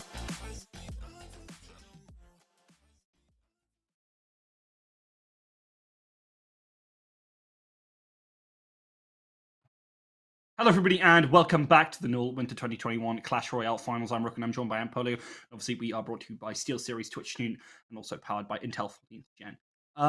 And we are now in the, I believe, are we in the upper bracket finals, or are I we? believe so. I think so. I've yeah. been confused for a second. I couldn't remember if we went back to down to lower before that. So yeah, we're in these upper bracket finals, and I'm really interested to see how this one's going. Honestly, an impressive performance earlier from Jockaholic, and damn, I want to see them keep up that pressure. Yeah, so do I. It's going to be. I hope it's going to be an absolutely smashing game between the two of them, because both of them have showed that they do have potential. You had Sobero taking on Mushroom, just absolutely, bouting to stay in this upper bracket, to stay for this final. And then obviously, as we did see, CPL taking on Malarking pretty, confident fashion. Lost one, but overall was in control. I think it was a bit of mistake maps. Maybe that's insulting to him. But then obviously taking down Warmrook. So overall, both players will be feeling pretty confident, right? They've both taken down some very strong players, and now they're looking to face off against each other. So it's going to be quite. It's going to be difficult. It's going to be very difficult for both players. It's not going to be easy by any means. I hope it shouldn't be, but that should make it a good game. It really should. Yeah, indeed. Again, kind of Sopro Bro often finds himself in a very similar matchup where he's a very tempo-focused player, whereas you're looking over Chocoholic and a much more flexible or mid-rangey style player. It's something that kind of we often see, because obviously Sopro Bro is the most aggressive of our top players, and it'll be interesting to see how Chocoholic will go on forward. Also kind of interested to kind of touch on as well is I'm interested to see how Warmrook progresses through and how they'll face off against Mushroom later, but I don't know if we'll get to catch that one. Obviously, we'll get you the score if we don't. But right now, kind of Chocoholic coming on into this. What do you think he's going to try and take away? Do you think he's going to try and take away the hog? Yeah, he has. Oh, he He's, has. Okay. banned the hog. I couldn't see it. Sorry, I hadn't looked. My bad. Yeah, he's taking away the hog. You know what? Again, makes sense. Sopro is so comfortable with that. The fact that it's a little bit cheaper means that Sopro can keep up a much more sustained offense. And I think that's a big part of why Sopro likes it so much. As much as you kind of said before, it's not the most meta of strategies. He works it super well. Yeah. Yeah, he definitely does. He's very much a hog player, right? It's what we've seen quite a few of the previous seasons. It's very much sort of Will may say a hog one trick. But it's something that, as we said, or as you just said, clarified over, it's not too much of a thing that's in the meta at the moment. So we didn't see it versus Mushroom, right? We didn't see it at all. And it was banned, wasn't it? Yeah, it was obviously. Banned, yeah. That's so, why. But yeah, we didn't see it because it was banned. But we did see some fantastic decks out of Sopro. We see the versatility. We see the sort of range that Sopro has and can play with. So by any means, I don't think they're going to be bothered by this ban in the slightest. And in return, Sopro has banned MK, which I believe is Mega Knight, right? That would make sense. I can't think of anything else that would be right. Yeah, no. Try to go through the list of hairs and be like, which yeah, it's Mega It is. Yeah. There we go. Okay. That's the producer just affirming that it is indeed the Mega Knight. And yeah, that's I mean, it's a card or not cards, a character that we see used quite a bit. Or I see quite a bit in the ladder sort of thing. But throughout Mule, we haven't really seen it. And so far tonight, we haven't seen it used at all. We saw it one time. But it was kind of like right at the end, it was like Mushroom's like seventh card or something. Yeah. So, but not too much. It wasn't like a sort of the main attacking strategy. So not too. I don't think it's like too much of an impact, too much of a difference. So, you want to see the sort of the main cards like and sort of strategies like a graveyard, like sort of the Mother Witch sort of thing. And we'll have to see how that sort of plays out. Yeah. It's been very interesting to say the least, right? Yeah, I actually think Sopro is really clever in taking it away because obviously they want to run things kind of akin, not necessarily the same as Royal Recruits and Royal Hogs, which often group up. And Mega Knight just kind of goes and destroys them and makes it really difficult to actually do anything. And then, not only does that, but then leads into a push itself. And obviously those counter punches that deal with your pressure is something that trade up very high value-wise. And if you're going to win value, that's how you take down Sopro, because he's very focused on the tempo. As much as he still can play a very value-centric. Yeah, and to add to that, right, obviously Mushroom, the one he did win, was very sort of upsetting Sopro with the Royal Giant going down, the Elite Barbs, then the other Royal Giant going down, very much offset that tempo. And if Chocoholic can do that, which certainly can, putting down a P.E.K.K.A on the one side, we saw it versus, was it Warmrook? We saw the P.E.K.K.A going down one side, saw the P.E.K.K.A going down on the other, we saw the Ram Rider coming through. If something like that is brought out again, that could be it could work out, right? It certainly could work out. But that does depend on whether Sopro does have anything like the Royal Recruits, which, as we can see, Chocoholic does. Something not so heavy hitting sort of thing, more in the number region. And the Flying Machine looking to support it right there. And we see a Giant Skeleton brought out, which is something we saw a lot of in the previous season, the Giant Skeleton and Royal Giant combo. But since the nerf to the bomb damage, we've not seen too much of it. So we'll have to see quite how Sopro does adapt with that, as he does march straight on through the right side. It's really amusing to me that Skeleton Giant is the one that kind of goes around and is easily distracted and is easy to kind of move around. It's so finicky. When normally you think of, the undead as they move forward and they're very single-minded. But this one seems to just go wherever he pleases. And that's what Chocoholic was able to do to kind of just basically mitigate and say, doesn't do anything. And as a result, Sopro is going to have to take a different approach. And you know what? A balloon? Ain't a bad shout. And that's why you have to fireball it. Because otherwise, it'd be a big old chunk on the left. That's one thing that I really do love about Double Right, is that you just see, I've seen so many times, the fireball and the snowball placement to stop balloons getting through, to stop things perhaps like Ram Rider sort of thing, but less sort of common, just to stop them. They're about to drop, they go down, push them away, perfectly placed. But if that goes wrong, it's gonna really upset you. As we do see another balloon placed down the left side just by itself without any support. Zappy's looking to try and stop it. Snowball coming in to support the balloon, but that won't get anything done. It's going to get shut down. The Royal Recruits will be here to try and put an end to this game. Push on both sides. Flying Machine looking to support that as well. And Royal Hogs now put on the right side to do as much damage as they can to the tower. Fisherman may actually put a bit of a twist on that, because it does activate the tower. Damage has been done already, and that's certainly showing that Chocoholic is in control. I mean, the Fisherman's good at that sort of stuff in putting that King Tower alive, but it's not great at dealing with the Hogs themselves. More of a kind of obviously fish kind of guy rather than a hawk. But I mean, it's also good at kind of providing a little bit of an extra body and pulling things away from their intended target, try and mitigate that damage or the race, which I think is going to be very important out here. but the Hogs are coming in, and that's going to be a real problem. It could snowball, but is there enough to kind of deal with it? The Bats are trying as they might. It's a big old chunk onto the right-hand side, leaving it very, very open. Well, that's been happening. That balloon did get on the left side. Fireball trying to deal with it, but it does at least get one drop on. And now another one is coming through. The Zappies trying to do what they can to stop it. Fireball coming back out to stop it, and it will be halted before it does drop a bomb on the tower. The eventual death damage will take a bit of it off. 500 HP left on the left side, but there's 500 HP left on the right side for Sobero. Those Hogs are going through, trying to do damage. 200 HP left, and he can just throw out a fireball, finish it off, but he needs to cycle it back in. And he's trying to. Goblin Cage going down. Zappies as well to try and stop it. Taking the time and trying to break it through, but eventually his time is up. Chocoholic will drop that fireball to take the victory. Nicely played, but a very close game.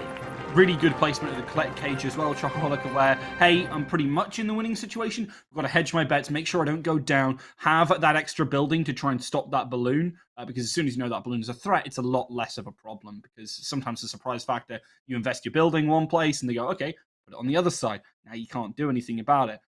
Obviously, Chocoholic, very adept at dealing with those sort of problems because they've been often posed to them here in this tournament, be it obviously playing it a little bit themselves, but also Mushroom has given a lot of people the experience that they need to be able to deal with those random balloons.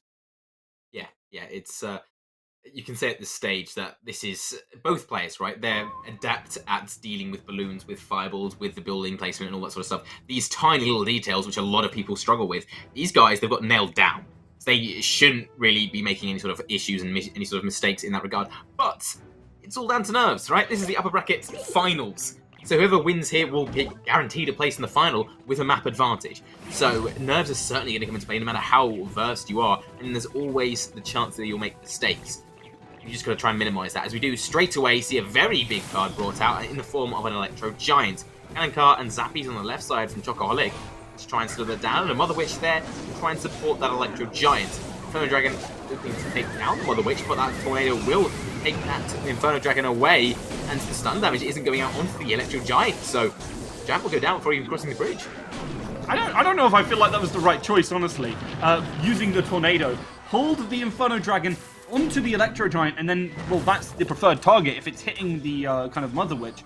I mean, obviously it will eventually kill it, but so, if the Electro Giant's doing its work, it's doing its work. And the Graveyard here is really well timed, especially because that Inferno Giant is not able to do what it wants to do. You have to invest another unit to try and get rid of those of the skeletons that come out of the Graveyard, because Inferno Dragon is terrible at dealing with them. Yeah, it really is, and they obviously have to use the Wall Breaker, the Bomber, and the Dark Prince to try and clear them up, and they do to variable success. They do get a bit of damage onto that tower on the right side. And that counter push is essentially just mopped up. So overall, a bit of a benefit to Chocoholic, who has yet to have any damage done to their towers. I'll be feeling quite happy with that. And we still do have that 10th card to be brought out, to be seen. And we do on the same as Sobero. So it's exciting to see quite what it may be. But I have a feeling, considering we've already seen the Graveyard, we see the Mortar, we see the Electro Giant, it's not going to be anything too sort of radical. And maybe Lightning, which is exactly what is brought out. Sobero doing a lot of damage to the Mortar, taking down the Cannon Cart and letting that Electro Giant push all the way through, but that Inferno Dragon from the side will take him down, in turn killed by another Inferno Dragon, but that in turn will be finished off by the Zappies. It's just mixing and, well, whopping each other up and no actual damage done to the towers.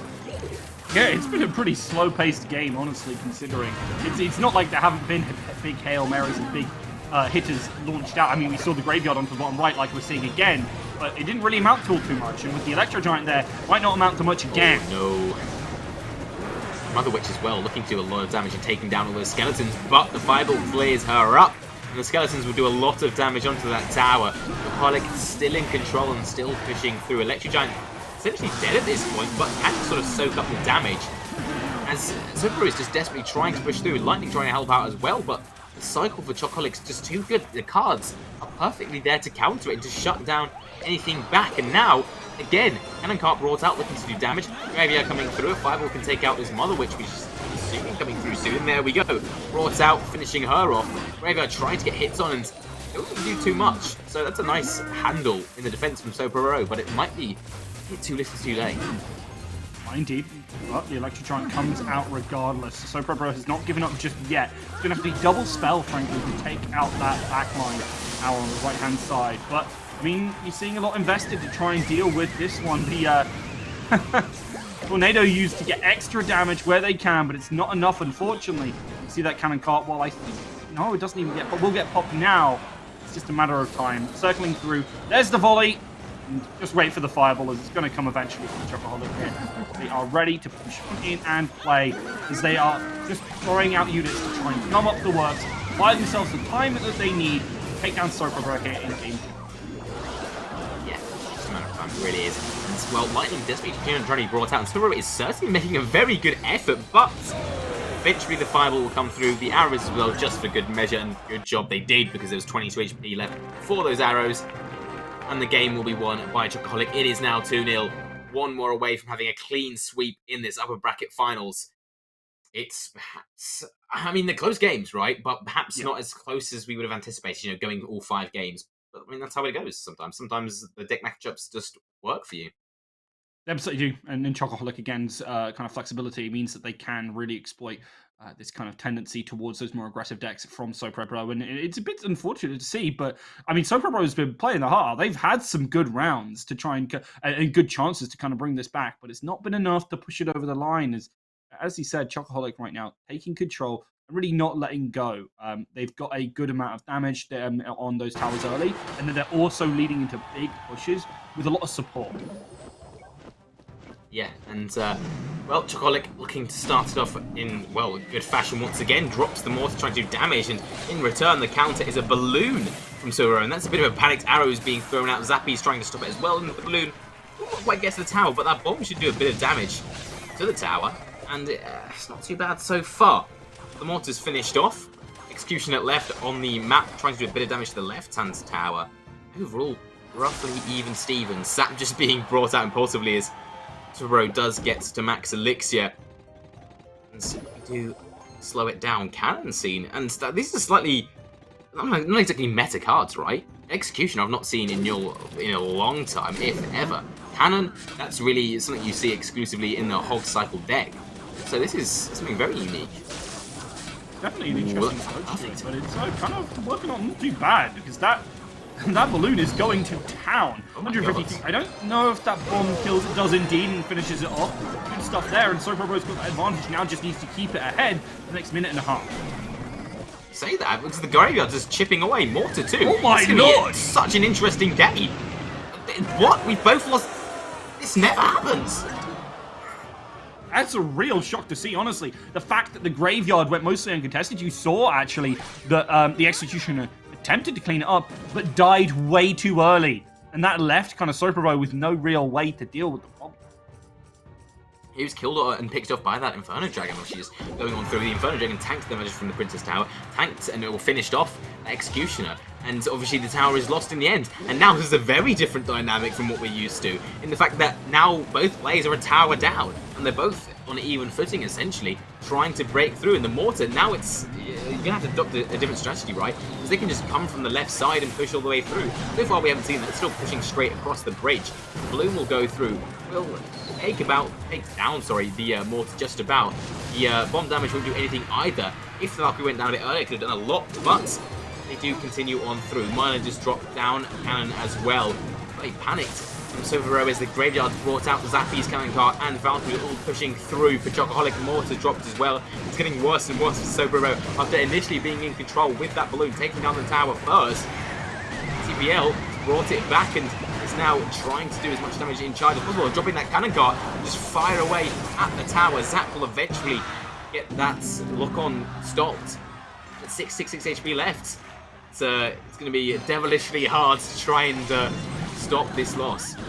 Might be the night of the dead right now for Soprabro as Chocoholic is chunking on through. And the kind of big point there was, right, is that they both traded towers. If Soprabro had obviously kept that one and kept the head, they would have won, naturally. But the kind of big problem is that when it comes to staying power, Chocoholic's deck has so much more, because they actually can form an effective push. They have the front line, they have the back line. They can actually make something happen. Soprabro goes, kind of deck goes, well, what I'm throwing out has to do both. and as a result isn't necessarily as effective as Chocoholics can be, while at the same time still being that little bit more flexible. And unfortunately, that flexibility did not work out for them, as they pretty much lost their tower straight away. They got down. They were up to Elixir, but there was like 7 Elixirs worth of units on board. And then it was kind of like, well, from there, eventually Chocoholic's going to throw out that graveyard as soon as they get enough Elixir to do that and have the backup as well.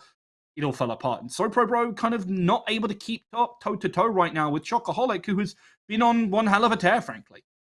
Oh, yeah, certainly. Very much one hell of a tear. 6 seeds, but, coming out on top of this tournament so far, and that's what counts, right? As Will demonstrated in the previous tournament, it's what you do on the night that is what matters. And so far, going through the upper bracket relatively unopposed, and in that final 3-0, certainly will be very comfortable with that, and will get a place guaranteed in the grand finals. But before that, we still do have 2 more games. We will have the lower bracket finals, but before that, we do have the rounds before the lower bracket finals, which is going to be Mushroom versus Warmrook, and 2 players which we haven't seen fight so far. And it's going to be very interesting because Mushroom, he got shut down by SoProBro, sorry, didn't he? And Warmrook got shut down by CPL. So on different sides of the bracket, it's going to be interesting to see if Mushroom comes out to play or if Warmrook sort of shows their potential. Yeah, I'm excited as well to see. And kind of, I said before that I hadn't really seen much of Warmrook. I've literally seen 1 set from them, and it wasn't the most impressive of sets. I'm going to be completely honest. I'm excited for them, and again, kind of another entry to that upper echelon, especially with how the fact that they have second in terms of seeding coming on into this. And I think Mushroom is kind of the big test now, right? When push comes to shove, can you deliver against, frankly, one of the best players in the uni scene? I mean, alongside Will, obviously, Mushroom I think was second in the previous season. I think it's quite a few times second, yeah. It was second, yeah, okay. It kind of is that big test. And I think Warmrook hopefully has overcome some of those nerves that likely beset upon them in that upper bracket. Yeah, and I think Mushroom's going to be very hungry for a rematch, right? Obviously, he got kicked down by SoProBro, so he's going to be wanting that rematch. I think he knows that he can beat him, right? He's beaten him before. He knows he can beat him. So if he wins in this lower bracket, he'll go through to the lower bracket finals for the rematch with SoProBro. So he's going to be hungry and wanting for that. Well, at least I would think so. It is Mushroom. He's pretty sort of chill, lax, and not too bothered about it. Maybe I don't know. Maybe that's sort of the facade that we see. Maybe it's an actual personality. First, we will be going into that game, and we do have the bans given to us. Warmrook banning the Mega Minion, which is, it's something we've seen a fair bit of.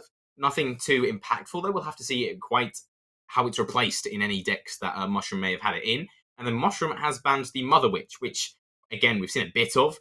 It's certainly more central and sort of useful, I think, in the strategy. Like, if you're building a strategy, the Mother Witch has more of an impact, whereas you can sort of replace the Mega Minion with just, minions or Flying Machine or something. Whereas Mother Witch, it doesn't really have a direct replacement, in my opinion, anyway, right? Yeah. I mean, Mother Witch definitely doesn't have a replacement. I think Mega Minion is here really a targeted ban on Mushroom because they use it so effectively. But I mean, you're right. You can kind of replace it with minions or the other Flying Machine, but they are weaker for sure, and it makes it so it's a little bit more abusable, at least if you're Warmrook.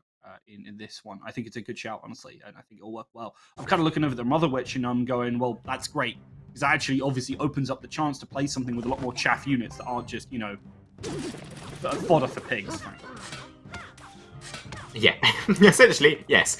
As straight off, we do have Goblin Barrel brought out by Warmrook. We did see it banned earlier, but Mushroom, well, expecting it, drops the log instantly and does get a +1 positive, elixir bonus trade. That was too many words that were needed, but either way, it works. Is the log will clear them up and get them a bit of an advantage, and the goblins do absolutely no damage to the tower. Dark Goblin brought up, and I think that's what you said earlier, right? You said that Warmrook seems to be sort of a goblin-centric player, and well, already we're seeing it brought out. Princess we haven't seen too much of, but well, can certainly come into use, but perhaps not. Arrow's taken down straight away. Bandit doing a lot of damage to the cannon cart, and as soon as the Bandit's dead, the cannon cart could lock on, but well, the Bandit comes out on top, and the playing field stays level.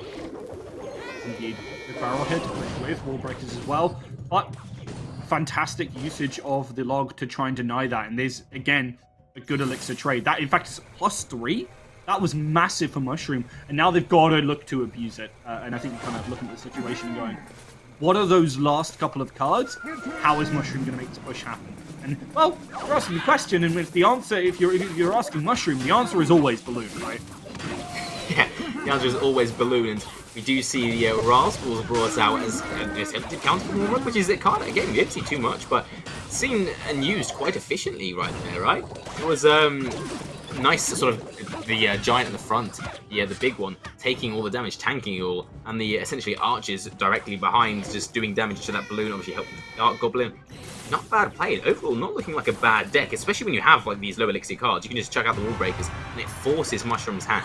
And Mushroom doesn't really have, I mean, I guess the best answer has arrows, has logs, so it's not too bad to counter the Goblin Barrel and the Wall Breakers. But we'll have to see if he's got sleepy. Because another Goblin Barrel comes out, and the log placement has to be good, and it's going to be good enough.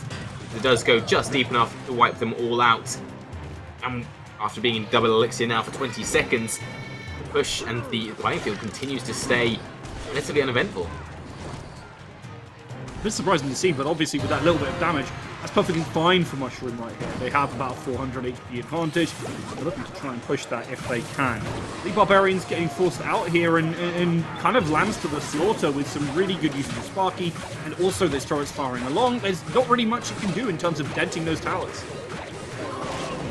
There really isn't. And again, every time you use the Goblin Barrel, well, not you, Warmrook uses the Goblin Barrel to be specific, just completely cleaned up by that log. Again, a +1 bonus every single time. Elite Barb do come out looking to run on the right side, but they're just going to get completely almost mopped up entirely by the Zappies and the Fishermen, but with the help from the Princess Towers as well.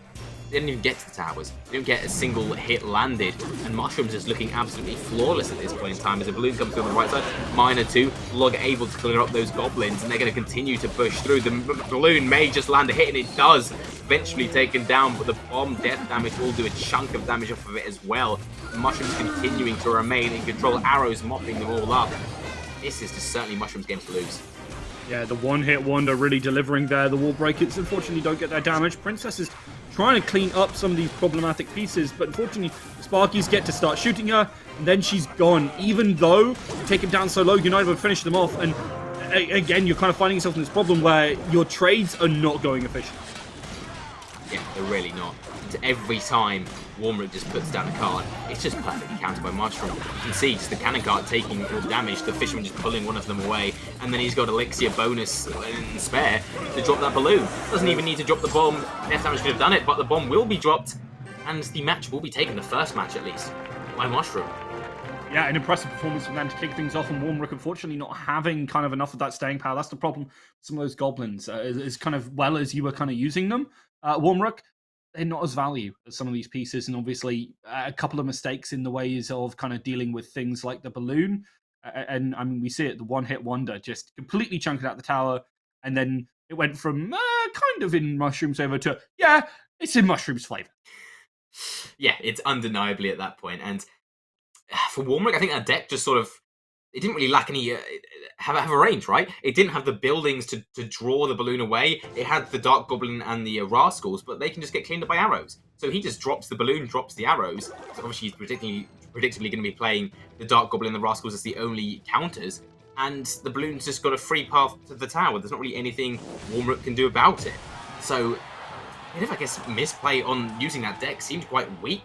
But maybe that deck is still, strong against other plays. We'll have to see if it does get brought out again, but not this time at least. Musketeer dropped to the back, something I don't think we've seen in a long time again. Very basic card that was in it from launch.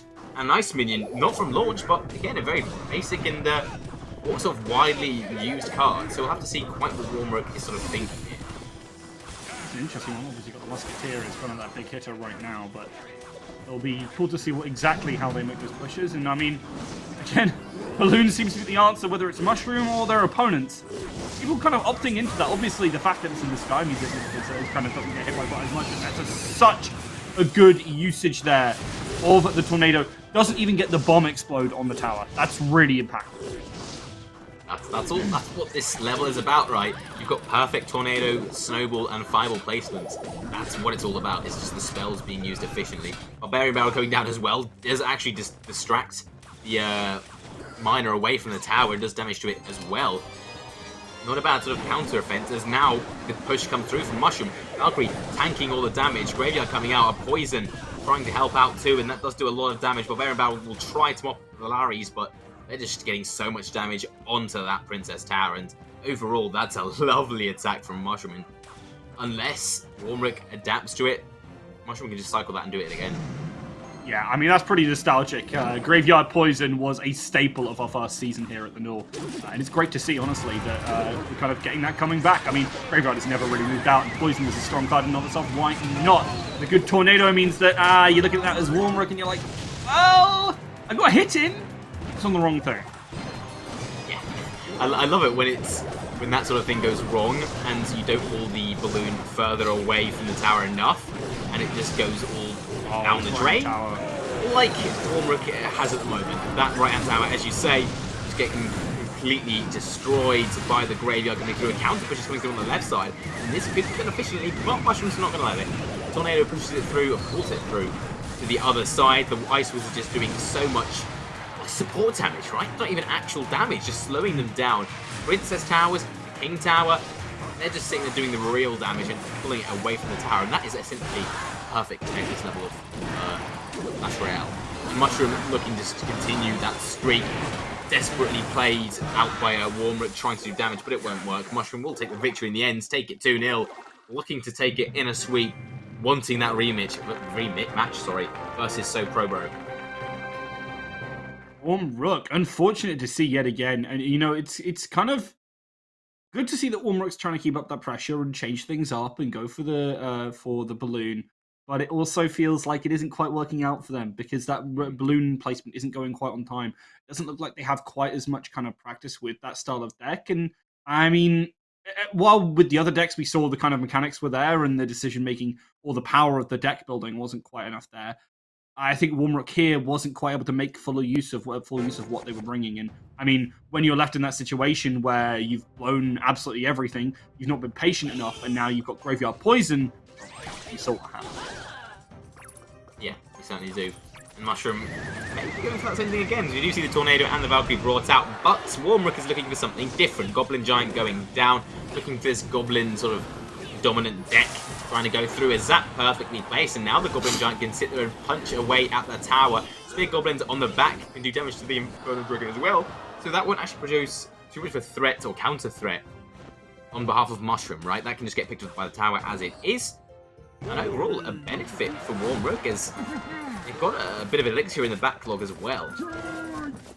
Yeah, you have to be very, very happy with that one, honestly, if you're Warmrook. That's the kind of situation that you're looking to optimize with that Goblin Giant.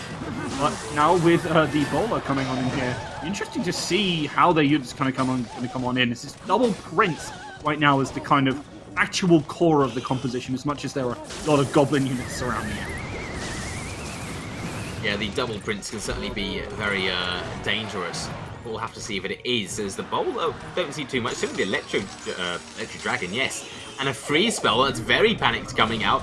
Mushroom, I think, is giving it up already as they're going through. Goblin Gang looking to do damage to the tower as well. They'll be taking it down. They continue to take it down and finish it off. And Mushroom just looking a bit lost here. So I think conceding the game and, well, not playing down anything more at the meantime. Could bring it back, but I think just kind of written it off. I mean, they found themselves in a position where all of those units were wailing on the tower and they had 3 elixir. They did not have much to do. They kind of had to tank that one and play for their now Hail Mary play of taking the tower. With the Prince pushing up the left-hand side and likely some support to come in too. Might be easier said than done. Valkyrie tanks that charge, and Lance, unfortunately for Warmrook, breaks on the Valkyrie. Not get to push too much further due to the backup support of that Bowler. But with air units, the Bowler is not quite as effective. Yeah, it really is. And so despite how much support you have, your Bowler's got 2 HP, it can't really do anything. Graveyard again brought out, trying to do damage, but the Tornado will pull them away. Goblin's coming out through, but the freeze, it may just be perfect, but it's not perfect enough as the Zap from Warmrook will clear it out. And that may just be GG indeed. Good game said by Mushroom. Nice attempt, but it wouldn't surprise me if he does go through for another push. Electric Dragon dropped once again.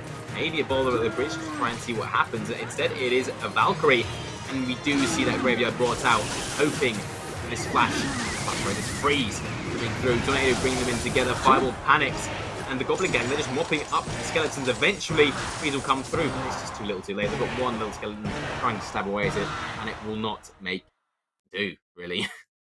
A little bit sad to see that for Mushroom, as they just kind of got completely clapped. I'm kind of looking at that deck for Mushroom, and I feel like it lacks a little something, unfortunately. But at the end of the day, really well played by Warmrook, and kind of shutting down Mushroom when it wasn't enough. They didn't have the power to try and push through like that, and they tried far too hard to force. A mistake came out, and Warmrook is like, well, okay, I already have these goblins pushing on the left-hand side.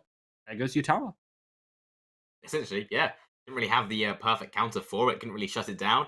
And that's sort of what brings it. And we saw it at the end. When on, I guess, perhaps more even footing, he didn't make a mistake. Mushroom was pushing through, trying to get that tower. It did do a lot of damage onto it, but it wasn't quite enough. So we'll have to see if it is enough this time, or if Warmrook will bring it back in a reverse sweep. 3 games to win. 3 in total. 2 more for Warmrook. And, well, we do see a slow start.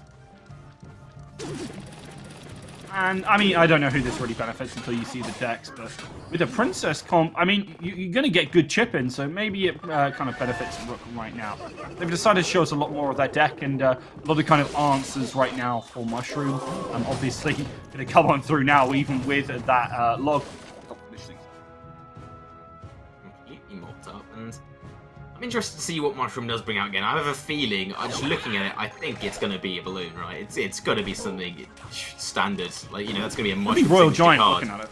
Very Maybe, easily. actually, that's a very good point. Yeah. It certainly could be. And I think that'd be a good shout there, honestly. I think that would do a lot of good work. yeah, really good.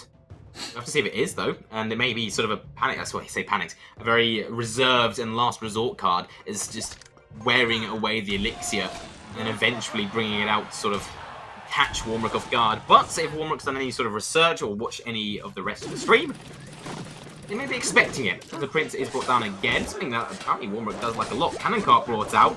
Dark Goblin looking to support that Prince, but it may be a bit too late as the arrows go down, finish him off, and the Cannon Cart can just rumble and roll straight through to that left tower.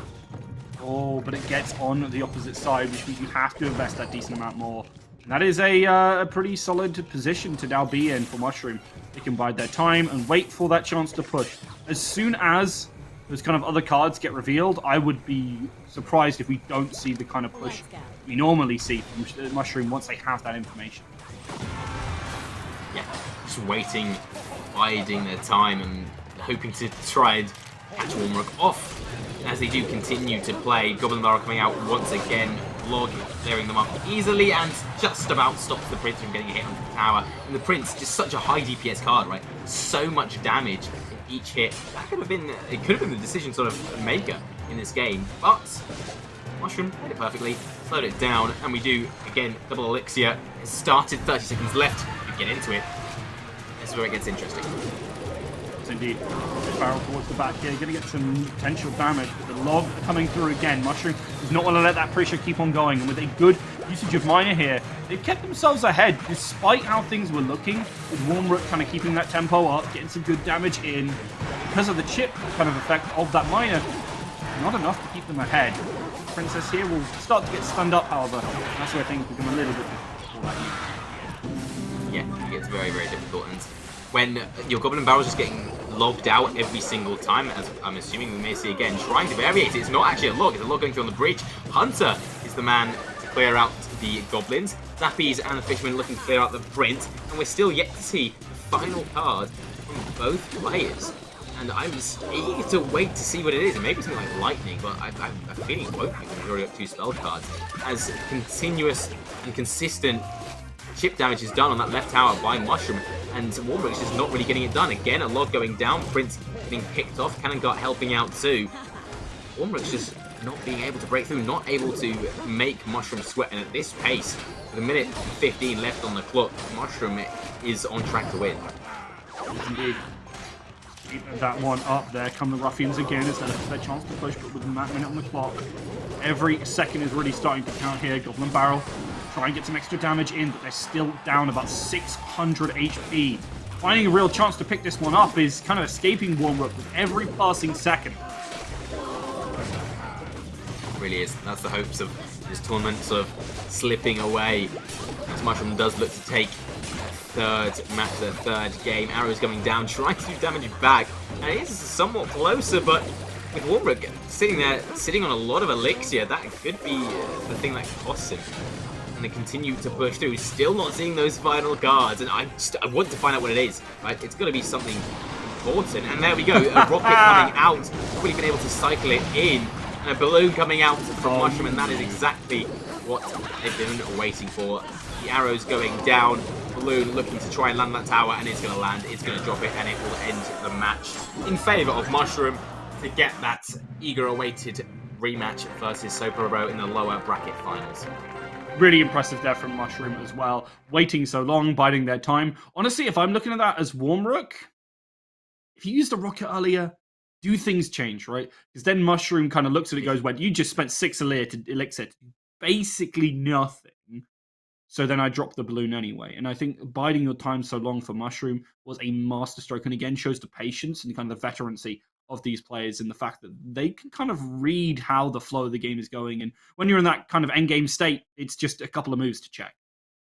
Yeah, it really is. And I mean, you could tell, like, if it wasn't going Mushroom's way, then it certainly would have been something very different. It would have been a different sort of, maybe you brought out the balloon earlier, but the continuous chip damage was working out. It was in their favor. So, you know what? Continue it that way. You don't need to drop the balloon if you, like, you don't have to. If you don't have to, why bother? So that was very smart from Mushroom. And then eventually when you see that rocket going down, drops it, wins the game. That's all that they need to do. But, well, unfortunately, commiserations to Warmrook, that is the end of their tournament life here. They're out now. But Mushroom, still in it, looking to go through, and they are now in that lower bracket finals for that rematch versus Sopro, as I mentioned. And the winner of that will be going to play in the grand finals versus Chocoholic/CPL. And, well, yeah, that's going to be looking to be good, right? Yeah, I'm really excited for it. Honestly, Mushroom thrives in the decay of the lower bracket, as kind of you would expect of a fun guy like him. So really excited to see how they're going to take on Sopro, as that's always been a seminal matchup in our tournament series and in our community as a whole. But don't forget, if you want to get involved in our community, you can also start your journey by joining our Discord at discord.gg/thenorth. Don't forget, thank you very much again to the support of our partners, Steel Series and Intel, as to help us bring you absolutely everything here today. We are going to go to a short break, so don't go anywhere. We'll be right back with lower bracket finals.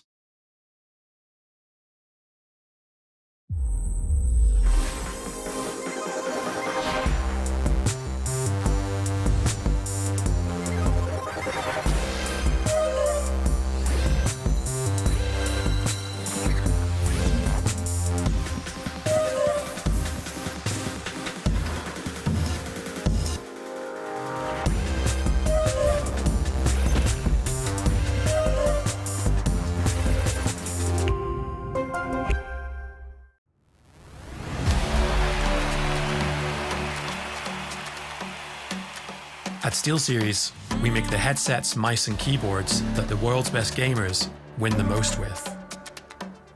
And we've been doing it since way back.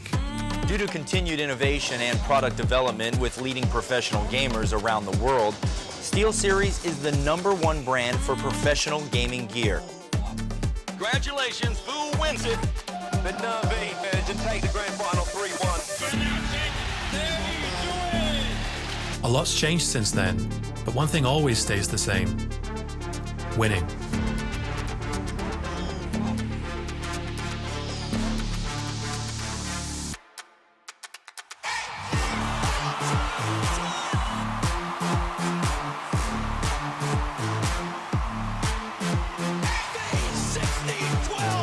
Every pro that picks up a SteelSeries product pushes its limits. That's what makes us push ours. It's up to you how far you go, but whatever you do, go for glory.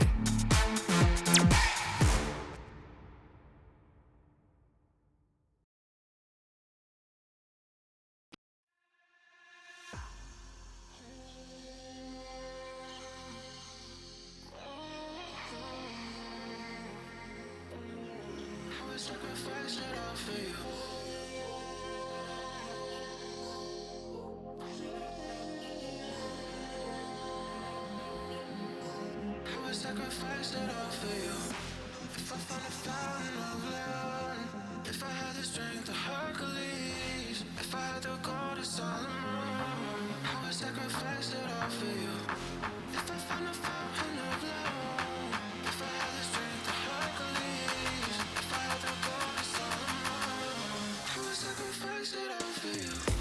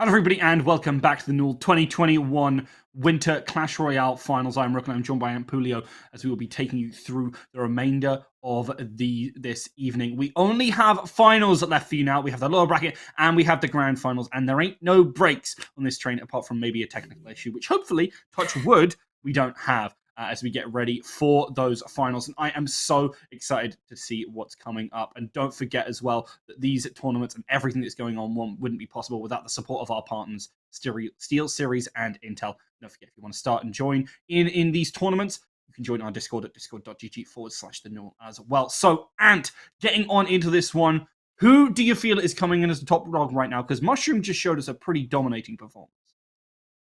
Yeah, he really did. Obviously, we have the history of this tournament. Super beat Mushroom. I mean, I'm not sure if anyone's sort of missed that or whatever, but if you did miss it, that's more than fair. They hit Super beat Mushroom in the semi-finals of the upper bracket.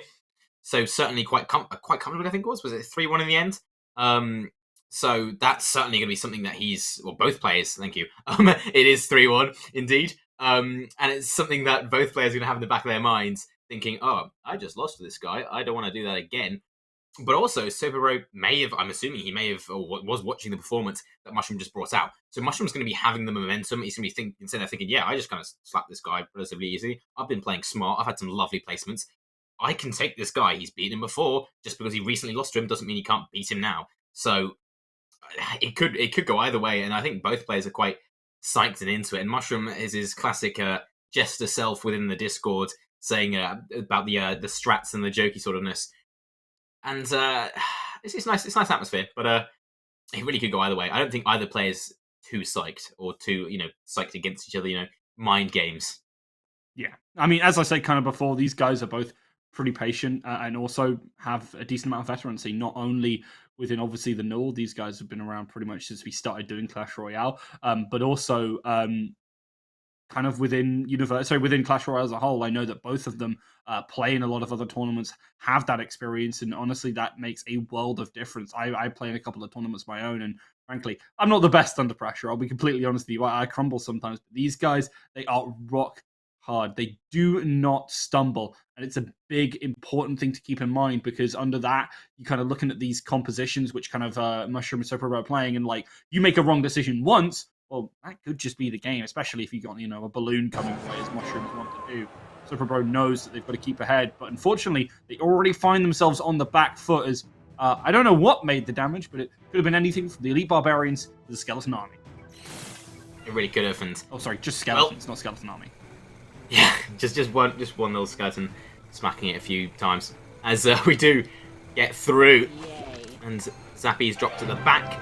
Bush doing a Royal Giant brought out with the support of the Zappies, looking to do more damage on that right side. Hunter looking to do as much damage as he can to it, and we'll get 2 shots through, looking for the third to finish him off, but the Royal Giant's already fired twice, maybe 3 times, to do a lot of damage to that tower. Goblin Barrel brought out by Sobero, and that's immediately extinguished by that Barbarian Barrel. That's again a positive trade for the defender, and Mushroom looking pretty happy to be taking this fight. Yeah, this is actually not too bad though now for Sopro Bro if you don't see any extra spells going on in. One of the Wall Breakers does land, but only one, unfortunately. Now, the problem for Sopro Bro here is, now that you know the Royal Giant is there, that right side is a real problem. Because if you ever, and I mean ever, leave that Royal Giant unattended, that right side is gone, or you're already pretty close to losing. That's why you have to be ever so careful. Good fireball here again to keep that pressure down, as Mushroom knows if you bide your time and then make that push happen at the key juncture, yeah, I'm really excited to see what this final card is. And we do see it brought out. The Royal Recruits are at the back. There's a split push. This is going to be interesting to see quite how Sobero deals with this. Because these are all very high pressure cards, right? You've got the Flying Machine, has the range and the damage. You've got the Zappy sitting here with the stun mechanic. You've got 3 Royal Recruits on each side. You've got the Elite Barbers and the Royal Giant could be thrown down on either side with a massive possibility. And they've actually got the back to one on each side, and that's always a scary sort of proposition being brought out, as one of them just chunks the damage from the Dark Prince and continues to push forward. The one on the left side looking to push through as well, does damage, takes down his shield. The push does continue. Wall Breakers supporting with that Dark Prince, and they won't actually get to the tower. They'll just be stabbed out just about. The pressure does continue. No breaks through as of yet. Doesn't just yet indeed, but keep an eye on exactly how that pressure is going to go because, again, it's just a matter of time. One slip up from Soprobria here can lead easily into that one. Now, the problem is for Mushroom is that obviously the Skeleton Army doesn't actually convert into a strong fighting force as much as it's a very high DPS kind of card. It kind of obviously doesn't have much staying power, only a lot of bodies that eventually die. Yeah, but it's also something that if you don't sort of deal with, which would be massively defensive, and it can just push through. It's something you've got to deal with, but it's not hard to deal with. As we do see logs going through barrels as well, and a panicked fireball coming out from Mushroom to try and stop those goblins from continuing to do damage. And Sobro, despite being down on HP, seems to be in control at this point in time. Royal Giant pushed through on the right side by Mushroom, wanting to take back control. He will get through, a lot of damage done, but he does fire off 2 more shots.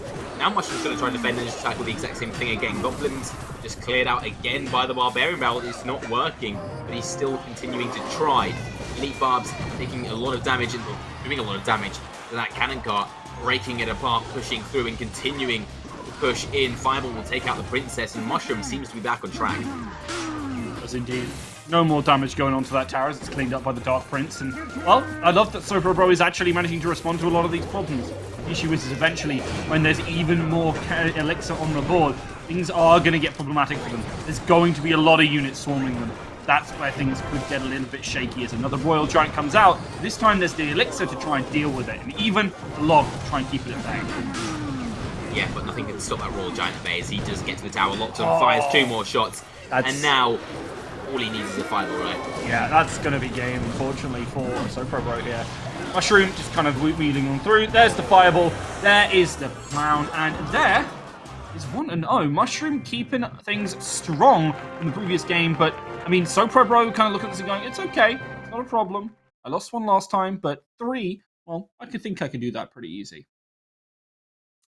Yeah, he's just that personality that we do love to see in the Discord, but overall, he's got the threat, right? He's got that threat, and we saw that sort of there. And I did think in that middle ground, Soprobro, despite being down on HP, began to control it, began to control the pace, turned it back on Mushroom, pushed through on that left side, and did have more sort of, control, essentially. But luckily, well, for Mushroom at least, turned it back around, pushed on that consistently pushing through on that right side with that Royal Giant, and just got the damage through in the end. And when you're already so low, and you can't your main strategy of the Golem Barrels is easily getting swiped aside, you lose elixir in that trade every single time, it's kind of hard to make it then, even if you are in control. Absolutely. You're not in tempo, and if you can't seize back control, well then things just spiral. Spiral they did. Kind of 2 shots every time, right, from the Royal Giant. That's more than enough for Mushroom, because also it's like so much pressure, you've got units behind, giving problems. But now with the Hog Rider loose, Soprobro get anything done. Unfortunately not with the first one, but maybe the follow-up. Yeah, and I don't believe we said the bans, maybe we did and I'm just having a moment sort of thing. But Mushroom, he bans the Mother Witch, and Soprobro's banned the Balloon. So we'll be seeing the Balloon sort of brought out by Mushroom in sort of slow change of pace, which obviously he's been watching the stream, he's been watching the games, he's been making notes. So now, well, no Balloon sort of sneaky play from Mushroom, but also no Mother Witch for either player to have to deal with, which is certainly nice for any sort of graveyard strategy. But as you said, at the moment, we're not seeing any graveyard strategies. We're seeing the Hog Rider being brought out by Soprobro, and we see the Tornado brought out in return by Mushroom. And that activates the King Tower. Perfectly played from Mushroom. And, well, he hasn't done damage as of yet, but that's certainly a bit of a bonus. Yep. Mushroom very happy with that one. Soprobro obviously kind of look at that going, ugh, that again happens to them all the time. Always got the Tornado ready. And I mean, Mushroom, has been running it in a lot of decks, which is surprising. Because often, sometimes it just isn't effective enough. But when you're running it with things like the Electro Giant, then it really starts to show just how scary it can be. Good usage of the cage here by that time, and that damage now onto that Hog Rider. Yeah, Lightning coming through as well, helping support the Electro Giant. Doesn't get too much damage, I think significant, onto the tower. But, well, Lightning does, and it's enough, right? It's enough. At the end of the day, if you do a little bit of damage, that's all you need to do. And, well, the Firecracker, at least that's something that Soprobro doesn't really have to worry about now, because obviously that's always an issue if you have the Firecracker, that Seal Shroom, Mushroom, could just drop something in the middle, and then the Firecracker fires and activates the King Tower. At this point in time, it doesn't really matter. As you can see, that Earthquake being used up, he doesn't really care, might as well use it right between the two and do damage to both of them. As the Electro Giant is brought out, Ice Wizard in front of it to try and support it, and it won't actually stay alive for much longer. Taken down by the Firecracker, Intessa looking to draw the Electro Giant away as he very, very slowly approaches. I love how the Firecracker is actually spacing itself against the Baby Dragon by pushing itself backwards. It will eventually fall in the end. But that Electro Giant is not getting the kind of success it wanted to see either, because of that Tesla Tower dragging it all the way across the front side of the map. Yeah, and that Hog Rider is a perfect distraction for that Baby Dragon, as he looks to lock him down but doesn't quite get it done in time. Back and forth here. This is so much, so little, I guess, damage exchange, and they're just all about distracting at this point in time. As Hidden Tesla again draws the Electro Giant across the map, looking to do damage to it, and he will get taken down a lot of HP and won't be able to actually get anywhere at all near the tower. And Super Road does remain with a slight advantage, but as we've seen, this can just change at the drop of a hat. And indeed, both of these players definitely got the decks to make that happen. I mean, this Hog Rider, people underestimate its damage. It is scary. It can really chew through a lot. With Royal Delivery here means now that push can start. And with a little bit of Hog Rider backup, I mean, that's a very, very threatening position to now be in. But obviously, Cage provides them the space and the time. That cannot be so. The Copper Cage is such a perfect and so incredibly strong card. We do see that in use here. But also, as I was going to say, it's about like making mistakes and saying job. With that Lightning going down, the Elixir is still roughly even, looking to try and cycle out that Earthquake card. The thing is, Mushroom can just drop the cards like this. If Super isn't incredibly careful, one Elite Barbarian getting one hit, that's what, 400 damage with the tower? That could be the difference maker. So he has to be razor sharp here to not let anything slip through as we get to triple Elixir.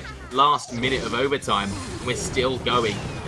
Super he's still in charge. Earthquake going down. Goblin Cage getting taken apart, but the Hog Rider doesn't get any further. Lightning going down in return for Mushroom. Elite Barbs too. And, well, this may just be the game for Super taking slight charge. Yeah, good Earthquake here. Good hits in with the Hog Rider. It's eventually going to go down, but hey, it's extra damage, and they will absolutely take that one. The Firecracker as well chunks out a little bit more, and time and space is bought yet again. Bro is just not letting Mushroom into their half if they don't have to. Now a big push is coming, but there's a lot of Elixir in hand, and a Royal Delivery might just give them the kind of opportunity they need. Come back forward again. Maybe at least stop the damage which Mushroom's putting through, because there's only 5 seconds left. It's not enough. Chunk away, especially with that Earthquake, is going to put Bro in for 1-1.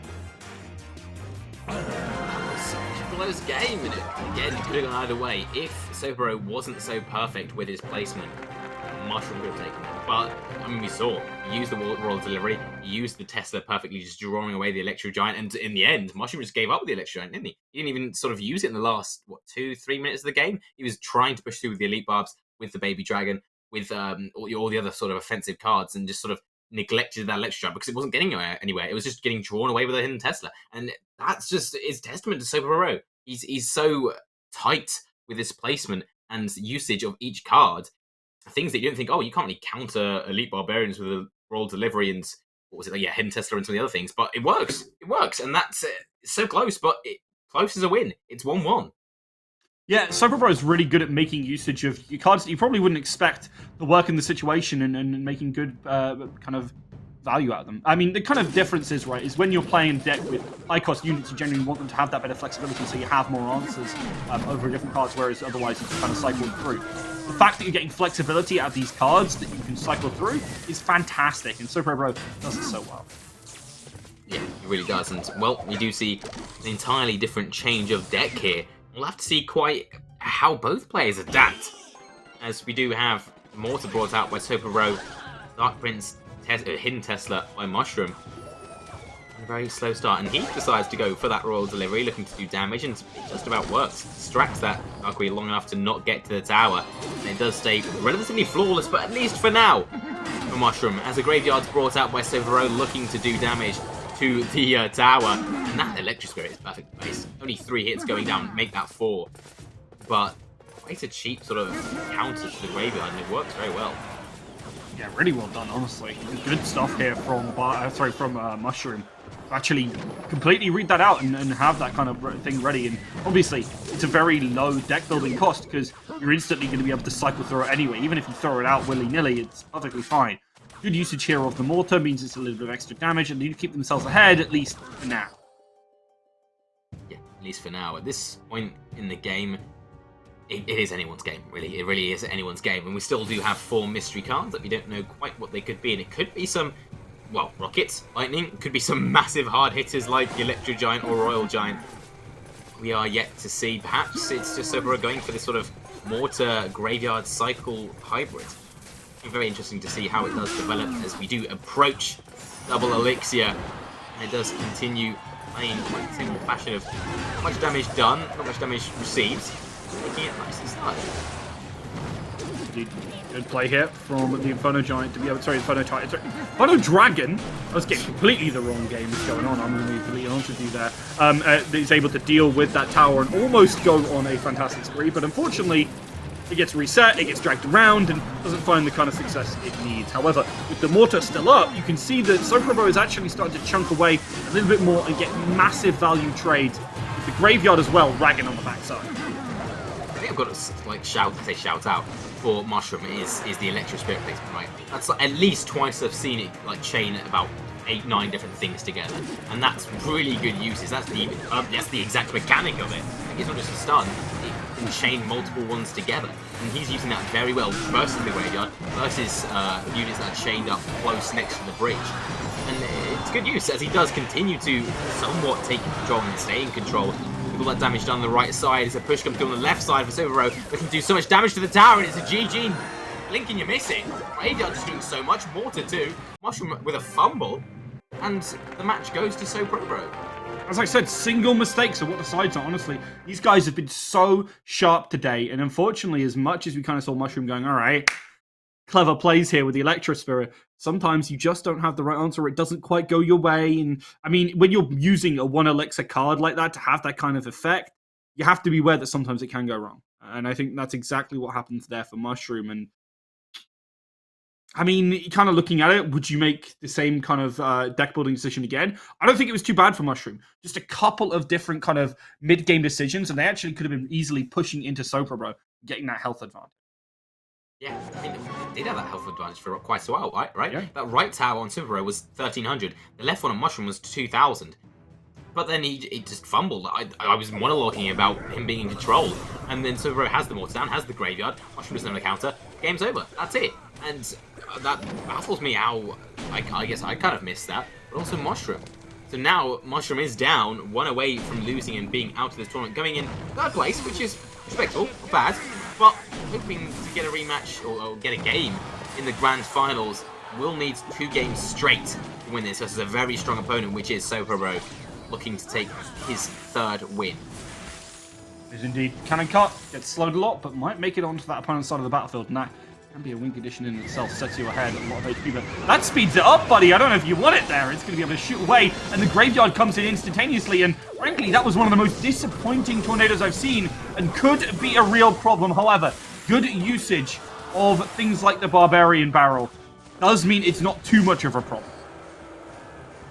Yeah, very nicely cleaned up, and overall, not too much damage done. Nothing worrying for Mushroom there. The Valkyrie will clear up the Barbarian and the lone Ice Wizard. Staying in front, Mortar looking to go from behind to try and do damage, and Mushroom, it's a nice place from the Goblin Cage, as you'll get actually taken down by the Valkyrie, but the Mortar will lock onto the Valkyrie and that very beastly and brutish Goblin. And will a bit of damage to the Mortar. That's not locked onto anything at all, and eventually does look onto the tower, firing off 1 shot. That 1 shot will have to do.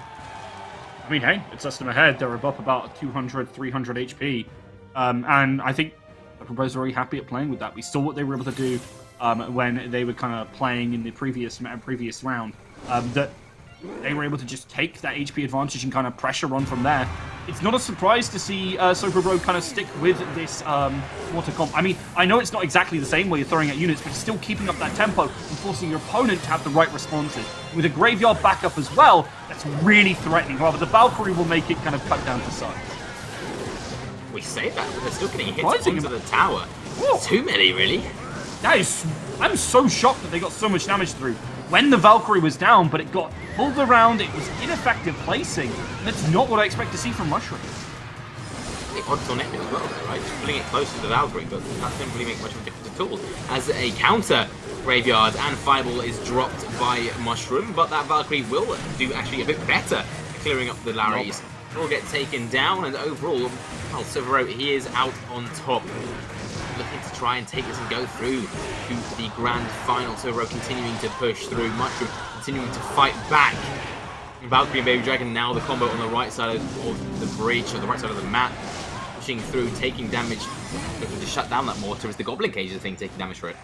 Yeah, but that mortar's perfectly fine for the pressure to kind of come through. Cannon Cart can move on forward. You've got the Inferno Dragon, you've got the Graveyard chunking out yet again, and not enough really being done again by the Valkyrie, which has been disappointing on the Mushroom side. Already down to 1.2k and a massive deficit right now. There's a lot of a lot of elixir remaining, which means it can be cleaned up. Sparky does a good job, but will eventually get fireballed. But is it too late? You can already see that most of the damage has kind of been mitigated, but it's a 500 HP advantage still for Sopro. Yeah, you say that, and I think Mushroom sort of has to organise and get time for this fireball, right? Drops the Graveyard, waits for the fireball, needs it basically instantly to take down those zappings. And maybe that's a thing in hindsight that he needs to be wary of, because now there's only, well, 278 HP left on his right tower, and a fireball coming back through, and maybe that mystery card, they could certainly take him down. He goes for a panic Graveyard somewhat. Valkyrie taking all the damage, fireball coming through, arrows countering the Graveyard, and they won't get anywhere. Barely any damage done. And two quite strong cards made into three with that mortar, looking to push through on the right side to finish off this game and shut it here. Especially with that cannon cart coming through on the left side, now has an option to go for a split. Yeah, I mean, doesn't really have the time or the need to go for a split. That fireball comes on through and cleans it on up. A 3-1 victory here from Sopro Pro, as they are the ones moving to those grand finals. Or a matchup against Chocoholic here, and frankly, I'm super excited to see a rematch of our winners bracket finals, and it's no surprise. Sopro Pro has been playing so well today.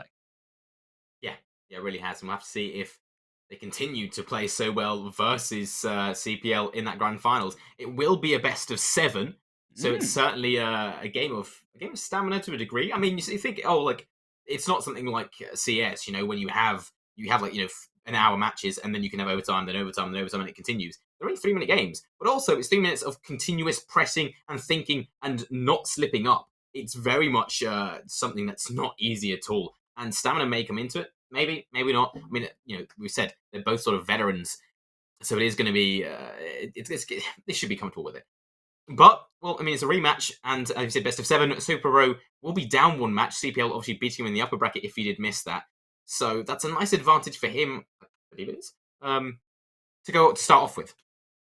It is indeed, and I mean, well deserved, frankly, with how Chocoholic's been playing. Honestly, I wouldn't be surprised if they close it out very quickly. Kind of players who have stepped up to my expectations of both Chocoholic and Sopro Bro. I think if we're looking at them in the last season, I think Mushroom still would have been kind of the top dog, but Chocoholic especially is kind of a player who was up and coming, right?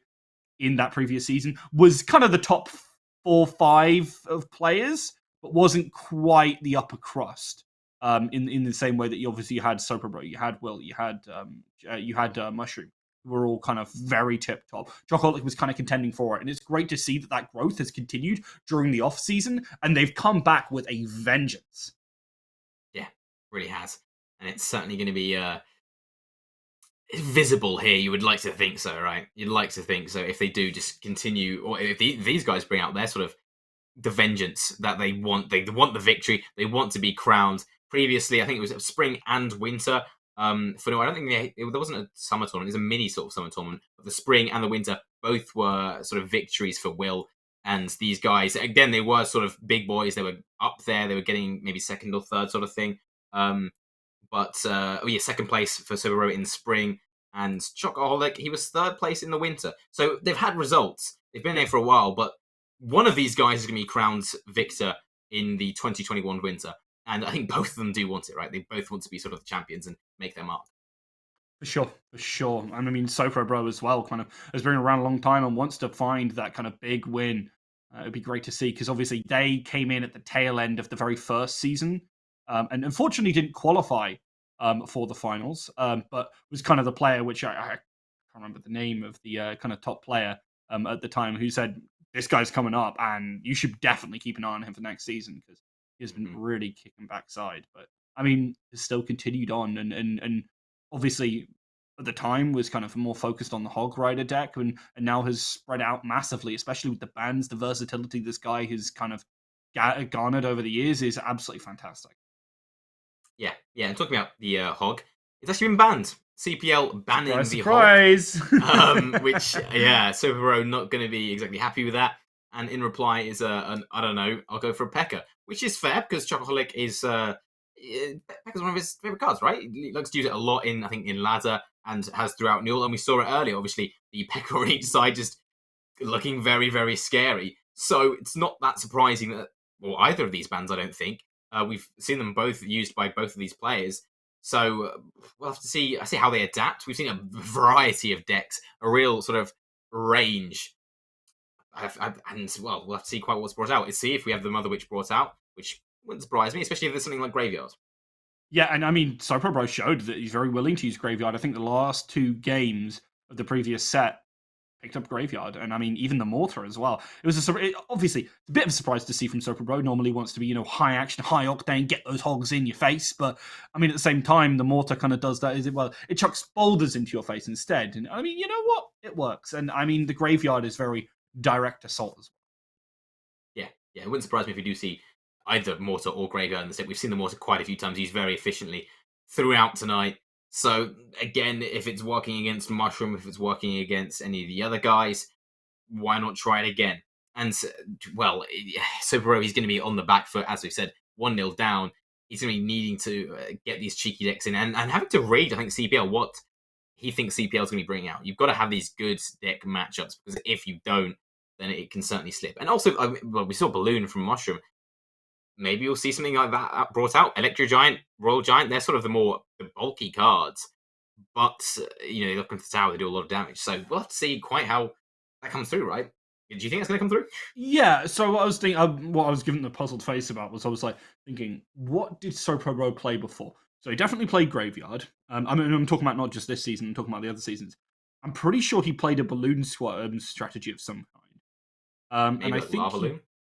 I think it was probably Lava Loon. I'm trying to cast my mind back in the mists of time, And I believe that actually the other one did play at least one game of Royal Giant. Didn't seem to be exactly their thing. The other thing was there was a lot of spawner pressure at the time, so we saw a lot of barbarian huts. But that's not that's dead and all. Yeah. If I saw that, I'd be like, Sopro Bro, it's spicy, but I don't know. It might be a little bit. Sometimes you have food that is spicy and is really tasty. Sometimes you have food that is spicy just for the sake of being spicy, and it doesn't really have much substance behind it. That's the kind of thing which a kind of spawner spam would be. Yeah, you just be like, what? I mean, it could be an absolute wrench, and it could completely. You're not expecting it. So if it is that wrench, you've got Mother Witch, right? Expecting. I look at that and go, Mother Witch literally farms that deck. You play just Mother Witch, unless it's getting fireballed every single time it hits the field, which feels like a bad thing to have to do, right? Trade 4 for 4, and also, if you don't, you lose. It's not a good situation, frankly, for Sopro Bro. I mean, if they go for a spawner deck and runs with a sort of fireball, it could work out. It could be an absolute sort of, as I say, wrench in the works of CPL. Who knows? But yeah, we did see a lot, as you say, a lot of spawner decks. I think we said, I mentioned earlier, the Giant Skeleton, the Royal Giant sort of decks, but that's sort of not a thing anymore after the Giant Skeleton nerf. And I think, a bit of sort of Lava Loons. So it's going to be interesting to see quite if those are brought out, or if it is sort of these just little chip damage, minor things, mortar things, Graveyard sort of going through. We saw only once, I think, the Freeze brought out, and that was by Mushroom, right, with the Graveyard. A few times last, I think, in the winter, we saw sort of Graveyard Freeze decks being seen, whereas this season we haven't. Just once by Mushroom, and that didn't quite work. So it's going to be interesting to see if that does come through, certainly. But as you said, like, sort of monologuing here, that's the thing with it's high risk, high rewards, I guess, to a degree. And all about sort of how they're reading it, right? If you go for a spawner deck, if you go for a Graveyard deck, the other guy could just have the Mother Witch, and you're just completely up a certain creek without any paddles, and it's going to be very bad for you. So both players are going to be sitting there thinking, like, is he going to be playing Mother Witch? Am I going to be playing Mother Witch? Is he going Graveyard? Do I go for a? We can't go back. It's about go for a Royal Giant. it is a lot of mind games, and it's certainly. I think the first game is going to be completely sort of pure chance, but after that, it's going to be a lot of like sort of trying to read what they play. We have gotten into the game now, and don't forget, everyone, thank you all very much for watching, and don't forget that it's brought to you by SteelSeries, and if you want to get get some of those up to 20% off right now at Amazon with Prime Student, and also about Intel or our other partner who have been absolutely fantastic for us. As we get pretty quickly onto this game, and lava, where's the loot? That's the question right now. What is going behind this lava? Yeah, you've seen it quite a few times, more early on in the night. But it didn't have any sort of backup or support, and well, we do finally see the flying machine coming through, can lock onto the tower, do a lot of damage. Minions looking to counter that. Few shots fired, and eventually it does go down. The damage has been done. Musketeer will remain alive, and overall, I say a bit of a bonus for Sobro, but actually, those scary skeletons have gone all the way through, and have got quite a few hits onto Chocoholic's tower. Yeah, it's a fantastic situation for them to be in. Mad lad. That's nice to see. Musketeer getting a bit of damage off onto the tower as well. And we don't slow down at all. Dark Prince put on the right side. Inferno Dragon, which is probably the worst counter to it, being put down on the right side as well. And we should see something brought out, but nothing at all. The Dark Prince just runs all the way through. Hits onto the tower. Lava Hound being dropped, I guess, as a reply. And the Inferno Dragon looking to try and support it. Skeleton Dragon's helping out too. And this could be perfect. Chocoholic, or it could be absolutely detrimental to this game, and this could be a loss here. Arrows go through, minions are dead, arrows countering back, but the Inferno Dragon's locked on, and he's looking to do so much damage. The snowball will deter it, and that's a lot of damage done, but no actual tower lost. As the giant gets through onto the left side, getting, again, a lot of damage done, but no tower lost. I don't think Chocoholic cares about that left-hand tower at all. They're very happy with the current situation, and, I mean, it was some good damage onto the right-hand side. To actually try and keep this relatively close. But unfortunately, because of some good snowballs, some good positioning, Superbro kept it at bay. The double dragon looked scary, and I mean, it did a lot of damage, but not enough compared to the two mistakes that Chocoholic has made to allow that much damage to go onto their right-hand tower. Yeah, that was, as I said, a very high-risk play, right? You're just sitting there letting the Dark Prince just chunk away, smacking that tower. And he's thinking, you know what, I'll just take that. I don't really care. I'll drop a Lava Hound. And that's a ballsy play. And this is, well, it may not work out for him. As a Royal, just a standard Giant Strike on the left side. Graveyard looking to support it. Inferno Dragon getting distracted by the skeletons going through. And the Snowball looking to help out as well. And the skeletons are just chiming away and chipping away at that tower. They take it down eventually. And the Lava Hound, it's sitting there doing damage on the right tower, but it may not be enough. 10 seconds left. Flying Machine looking to try and support it as the Lava Hound does eventually get destroyed. The Skeleton Army just puts as a buffer to stop the tower going down. And it's actually a 3-crown in the end. Super Road just pushing all the way through. Dark Prince and the Musketeer, they'll combine for a first 3 crowns and possibly, probably, only 3 crown of the night. Really well played by Sopra, bro, is all I can say. Honestly shocked that the push there actually managed to break through. And I think it was because you see that Inferno Dragon and you're like, okay, go ahead, buddy. Do what you want, because it's not going to be effective at killing most of the units that are sitting here. Commits too much towards it. And because they put down the Skeleton Dragon, it's easy fodder, frankly, for things like the volley that we saw come on through. And then from there, it was just wailing on the tower. The Inferno Dragon doesn't get any good targets, therefore doesn't need enough damage, and therefore you're looking at that as a 4 elixir unit, and you're going, I don't know if you even know if it's worth that at that point.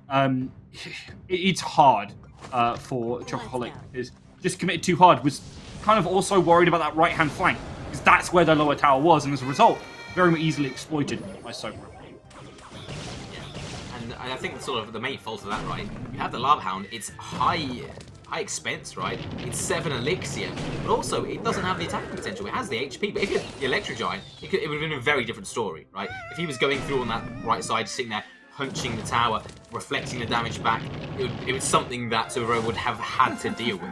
But it wasn't. It was a Lava Hound. It just took the damage, did a little bit back onto the tower, and that was it. So overall, that investment just didn't work out. And you've got to make it work out. You're in the grand finals. You're up, or were up the map. Now it's actually more even footing. Even Stevens, 1-1. We get into the second game, and well, Goblin Barrel is brought out by Super Bro, Mortar brought out by Chop, and Breakers as well by Super Bro. So we have to see if that's the sort of light style they go for. I really like, by the way, that Sopo Bro tried to use skeletons earlier to force the mortar into hitting their king tower. It looked like it did, but unfortunately it didn't. And Sopo Bro really kind of ticked off by that one, because otherwise that would have been a really good kind of bolstering their defenses.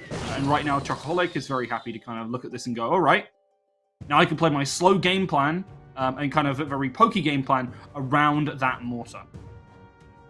Yeah, essentially, you can just continue to do that. And the arrows and fireball, they're going to be the constant counter to the princess and the goblin barrel. Obviously, whenever it uses the fireball, it will be a -1 elixir trade. But it doesn't care, right? It does a bit of damage to the tower, takes out the princess. That's all you really need. Wall breakers going in, just getting swiped away by that Valkyrie, just spinning around doing damage. And it could continue like this, but the dynamic is certainly going to change when this double elixir and possibly triple elixir does kick off. Goblin barrel on the right side, and this time they might get a few hits in as the Zappies do eventually clear them up, but overall damage not too extreme or too high on that tower. Indeed, able to chew through some of these slightly healthier targets, which is not too bad for them, but the mortar now set up and running. That left-hand side could be a bit of a problem, but don't forget, that Dark Prince was scary before, it's going to be scary again. Yeah, gets one hit with the charge bonus onto that right tower, just about evens it up, and now Chop, I mean, he's going to make this gamble pay off, right? You just let the Prince go through, you've got to make sure this graveyard does damage, it doesn't. Barely anything at all. One more breaker not quite getting through, but the goblins will get quite a few hits on as well. And now Sobero's in charge, and now he's got that 500 HP bonus damage, and Chop just doesn't have a reply. Yeah, he's managed to find a big old chunk, but not enough to finish it off yet. It requires Chocoholic making a couple more mistakes before it goes that way. Soberbro looking to force them to some real aggression here. Wall breakers, no dice unfortunately, as that volley puts them to bed, and so does Soberbro. 2-1 now. Some quick rounds and some real aggression coming out. Yeah, that's essentially all you can say, really. Soberbro has come into this with a vengeance, as you said. He's wanting that revenge, he's wanting this win, and now he's up 2-1. He's 2 wins away from taking this series and becoming the champion of Newell Winter 2021. And at the moment, it doesn't look like CPL really has much of a reply. He's got to sort of get back into this and I guess even it up, have the right sort of deck matchup. And the matchup wasn't bad in that game, but his attacks, it just kind of fell flat, right? He did a bit of damage initially and early on sort of thing, but the mortar just wasn't really locking on. The graveyard just wasn't really able to get anything done. He constantly had to have a reply for the wall breakers. Superbro just looked constantly he had the game in the palm of his hand and he was doing whatever he wanted. Yeah, really impressive there, honestly, by Superbro to place as well, to stop that mortar from being effective. And obviously kind of placement has always been a strong suit of Soberbro. Their micro plays have always been fantastic, and I mean you could see this in basically every time. So it's good to see the Slayers there. They're going to be able to try and chunk out a little bit, but the mortar's not going to have the greatest success here as the Witch starts to make their move on through. It isn't going to be living much longer. It's that Inferno Dragon. Indeed it will, and well, that effect eventually disappearing. Inferno Dragon will go down to the Princess Tower, only getting a tiny little bit done, and a Mega Knight's brought out. So this is certainly something that's going to be changing it up, and we'll have to see if Soberow does have a good counter to it. Cannon Cart being dropped to the back, which we've seen so much tonight, and I mean there's a reason why, right? It can just absolutely tank the damage from anything, but this is possibly where it could have got dicey, but it is deterred, and it is just removed with ease. Valkyrie taking the damage from the Mega Knight. Mega Knight finished off, and well, the Ram Rider and the Inferno Dragon just doing their damage to the mortar instead, and who actually get to hit onto the tower. So overall, it looked awkward for Superbro, but comes out on top. Yeah, honestly, Superbro very happy with this right now, and even though you've got this Inferno Dragon getting chased around, your elixir position isn't all too bad, because that bandit's not really going to find all too much. Takes down a Zappy, but I mean, that's not really hurting you too bad. Yeah, not pretty much at all. But, I mean, as we've seen in the previous games, it doesn't matter who has it at this point. Or it can matter who has it at this point, but you've got to stay on top of your game, right? You can't let it slip. And you can't let Dark Princes just run all the way through and get damage on. And, well, you can see from that kind of stuff, just tank it, he'll take it, he doesn't care, and he can just sit there and shoot away. I mean, it's a cannon. It doesn't care at all. As we do get into the final minutes, and there still were 3 cards that we hadn't seen from Superbro. One of them is now used, and that is the arrow. I'm eager to see effect, what damage they look to sort of deal out. Zappy's helping out, taking down that Inferno Dragon. Bandit looking to do damage to it as well, but just stunned so much. They do continue to just try to grind away.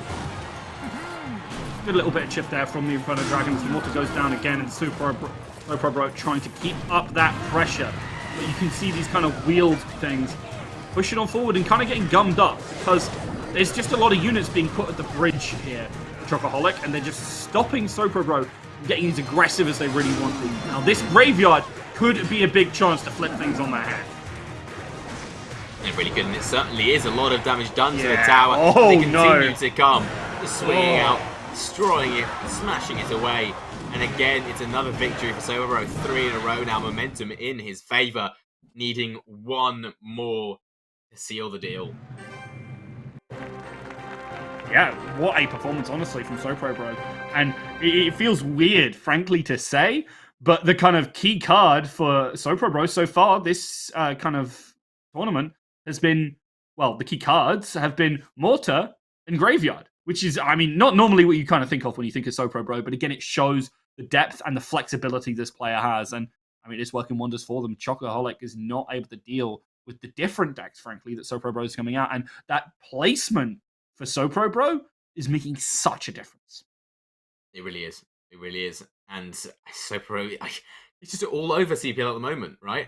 Like, again, that wasn't even that close. We had some close games earlier where it had to go, you know, to the triple, not a triple overtime, but the overtime with the triple elixir, and then it had to go to the tiebreaker. But here, it's essentially being done in regulation, right? It's just those graveyards just slipping through, the cannon carts locking on, the damage just being done, and CPL hasn't got an answer at this point in time. And it wouldn't surprise me if there's a bit of a break now, like within, you know, like a minute, 2 minutes sort of thing for CPL to sit there and think, okay, what matchup do I go for? What deck do I go for? How do I change this around? Because my tournament hopes are slipping away. I mean, it's still second place if he does lose in this point, but being up 1-0 and previously beating Super Bro to now being down 1-3, that's a bit of a wobbly sort of predicament.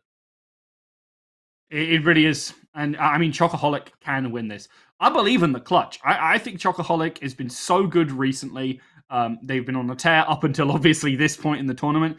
Just need to refine that form. But I mean, Super Bro is tenacious. Like a dog. Will not let go once he gets that bite into Chocoholic. And unfortunately, well, maybe I was kind of going along with that metaphor. And then I remembered, well, chocolate's poisonous to dogs. So maybe there's a world where Chocoholic can take it here, as we are in potentially the final game of the evening, the final game of the season, as it's already that Electro Spirit that was used so well earlier being brought back out again. Yeah, straight off. And we've seen it be a very good card. And that's actually, they may come into quite a bit of play in this game, because we've seen Inferno Dragons used basically non-stop throughout tonight.